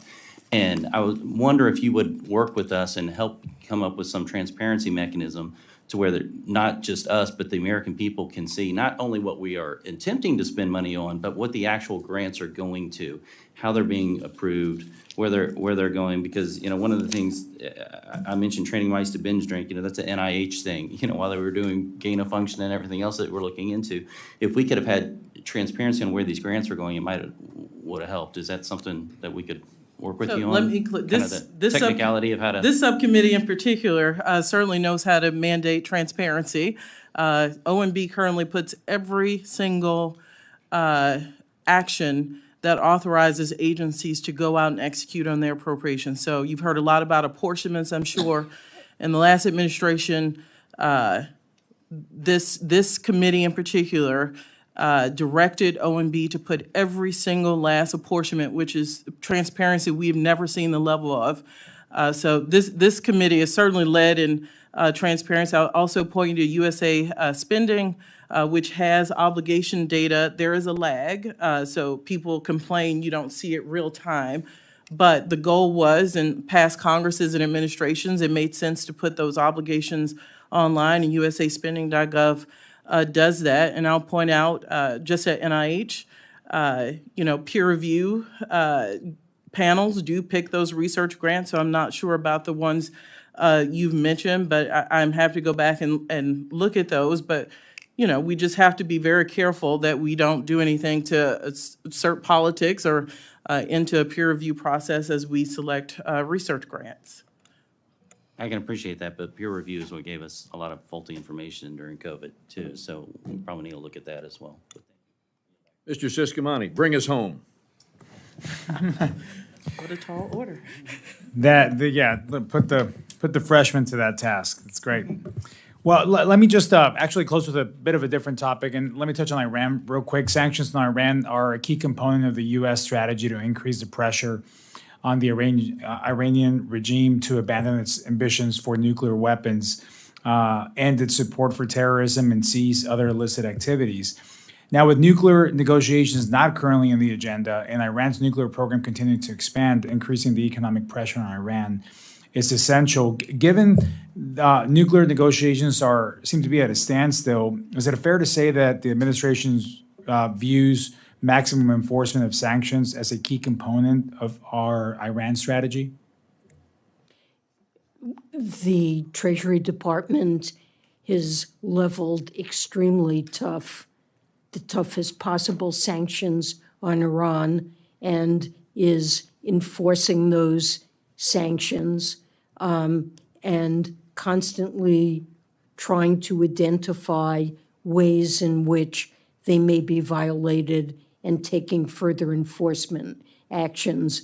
So Iran is subject to exceptionally tough sanctions, and we look to strengthen them and continue to take actions to do so.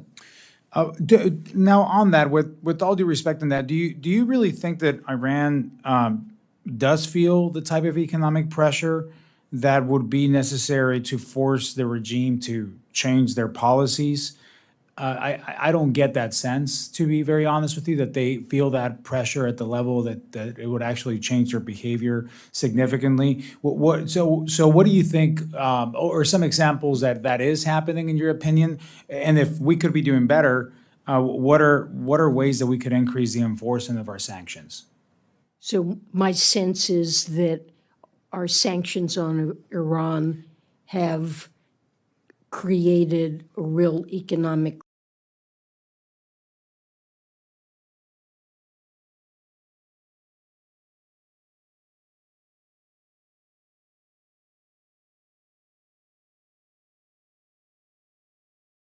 that forced a change in behavior. The answer is much less than we would ideally like. So, okay, so let's close with that. What do you think would be the way to increase that, the enforcement on that, or be more forceful to get the result that we would want? You know, we're constantly looking for ways to broaden the sanctions to enable them to better accomplish our objectives. But sometimes a regime is so committed to a program that even when the population of that country is suffering immensely because of sanctions we've imposed, they continue to prioritize activities that are ones that we're trying to stop. And so my sense is that we need a broader toolkit, and do have a broader toolkit to use. You know, sanctions can play a role in changing behavior, but they may not be sufficient in that. I agree with you on that, and I think it's troublesome that's a reality that we're seeing here. So I do encourage Treasurer to continue to look for the broader opportunities, as you mentioned, and be forceful on those approaches. Thank you. Stenny, closing word? I think all of us believe that we want to see America grow, be successful, and be preeminent. The bipolar world or the multipolar world is a reality. We used to have the Soviets and ourselves, and that was a bipolar world. It's now obvious that a number of nations have increased their economic abilities, particularly China. So the issue is, in my opinion, Mr. Chairman, whether we're going to continue to invest in America, in basic research, in manufacturing. I've had a Make It in America agenda for 13 years. This is all about making it in America, not only in terms of making it physically, but making it in success terms. So I'm hopeful, Mr. Chairman, that we can work together, as I said at the beginning, to achieve the objective that I think we all share, that America continues to be the greatest and best nation on earth, and plays a significant role in keeping a world, if not at peace, at least at bay. Yeah, well stated. And I think that would get universal agreement around the table. To our witnesses, we promised we'd get you out of here in 2.5 hours and in one piece. And we've met the objective. So thank you, Madam Secretary. Director Young, thank you for your testimony here this morning.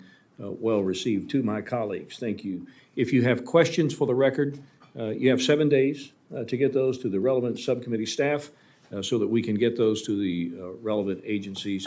And if there are no further comments, then this subcommittee hearing is adjourned. Thank you. I get to make bedtime, so thank you. Yes, you will be.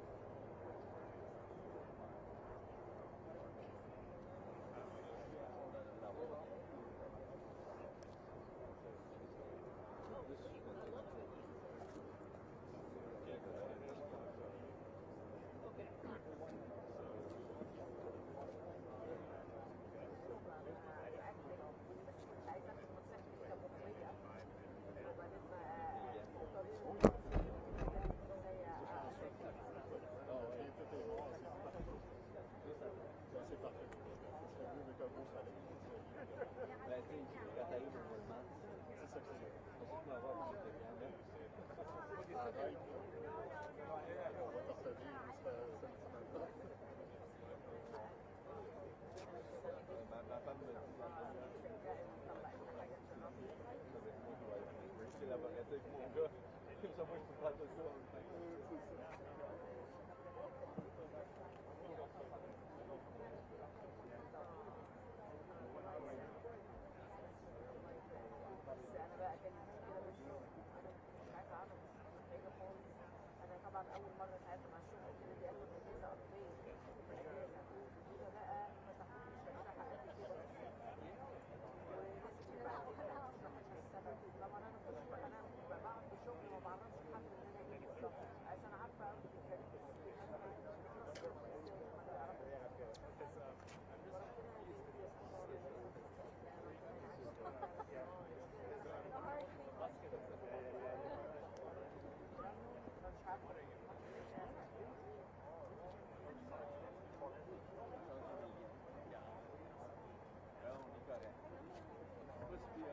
About 5 minutes before landing, à peu près 5 minutes avant l'atterrissage.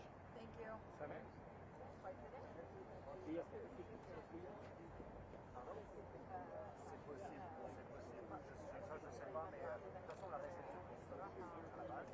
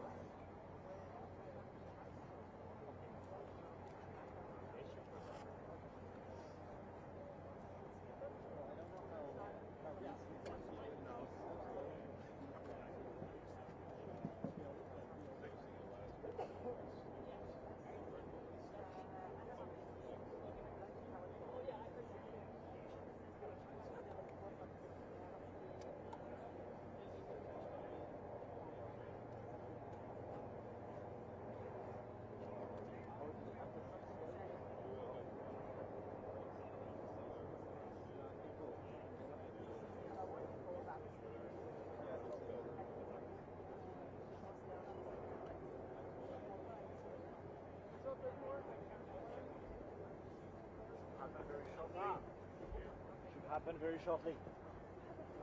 Sure. Sure. Can you get that you are not president? You know, it's not the white. Like it's only black. So there's no like. Well, do you want to have access to it? The press conference. So the public gallery. But it is open, but the seats have been allocated already. So there's no. There is no celebration. It's done. That's what I was like.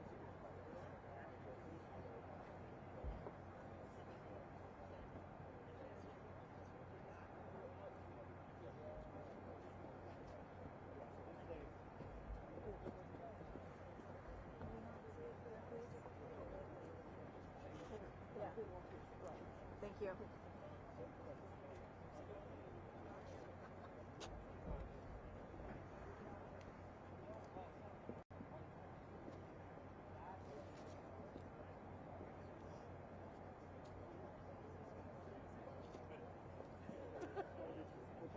From like this line over right now.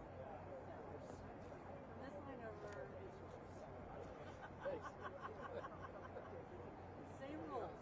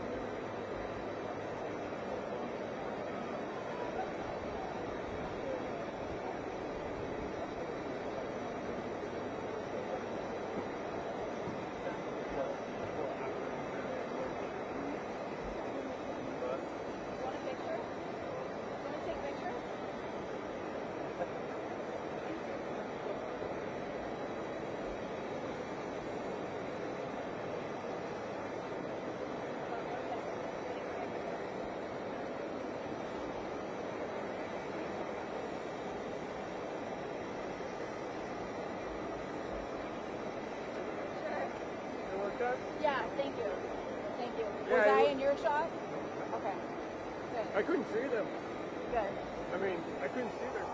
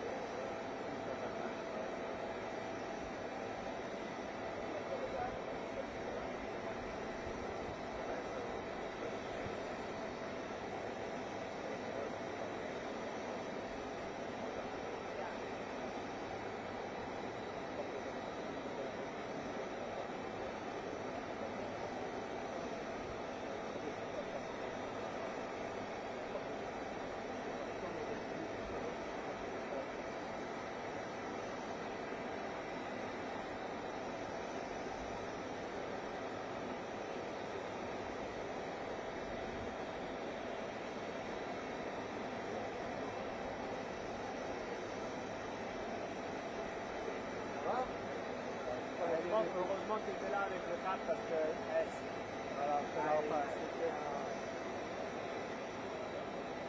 On le savait, c'est pour ça qu'on était alignés.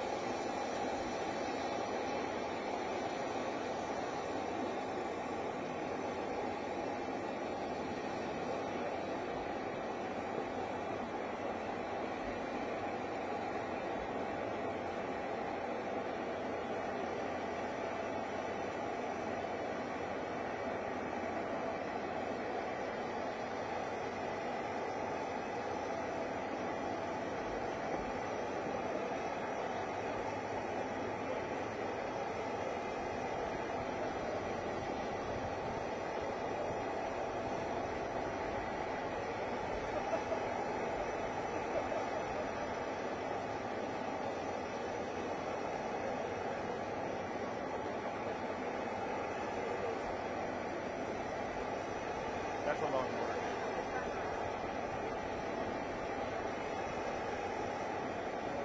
I don't think he's coming back really. This is back to the end of the motorcade. It's crazy. It's so long.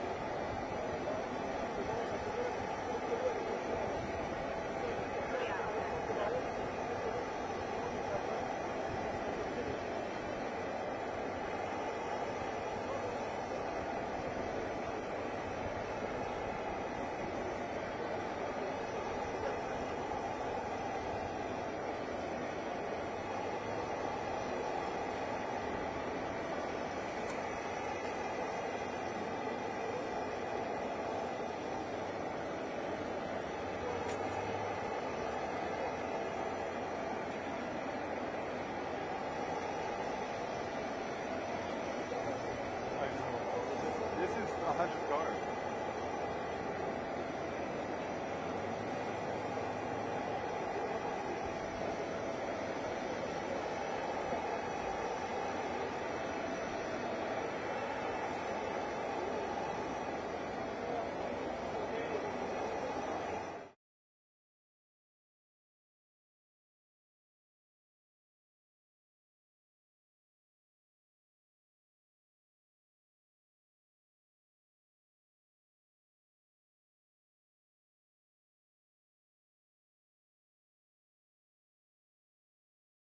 Thank you.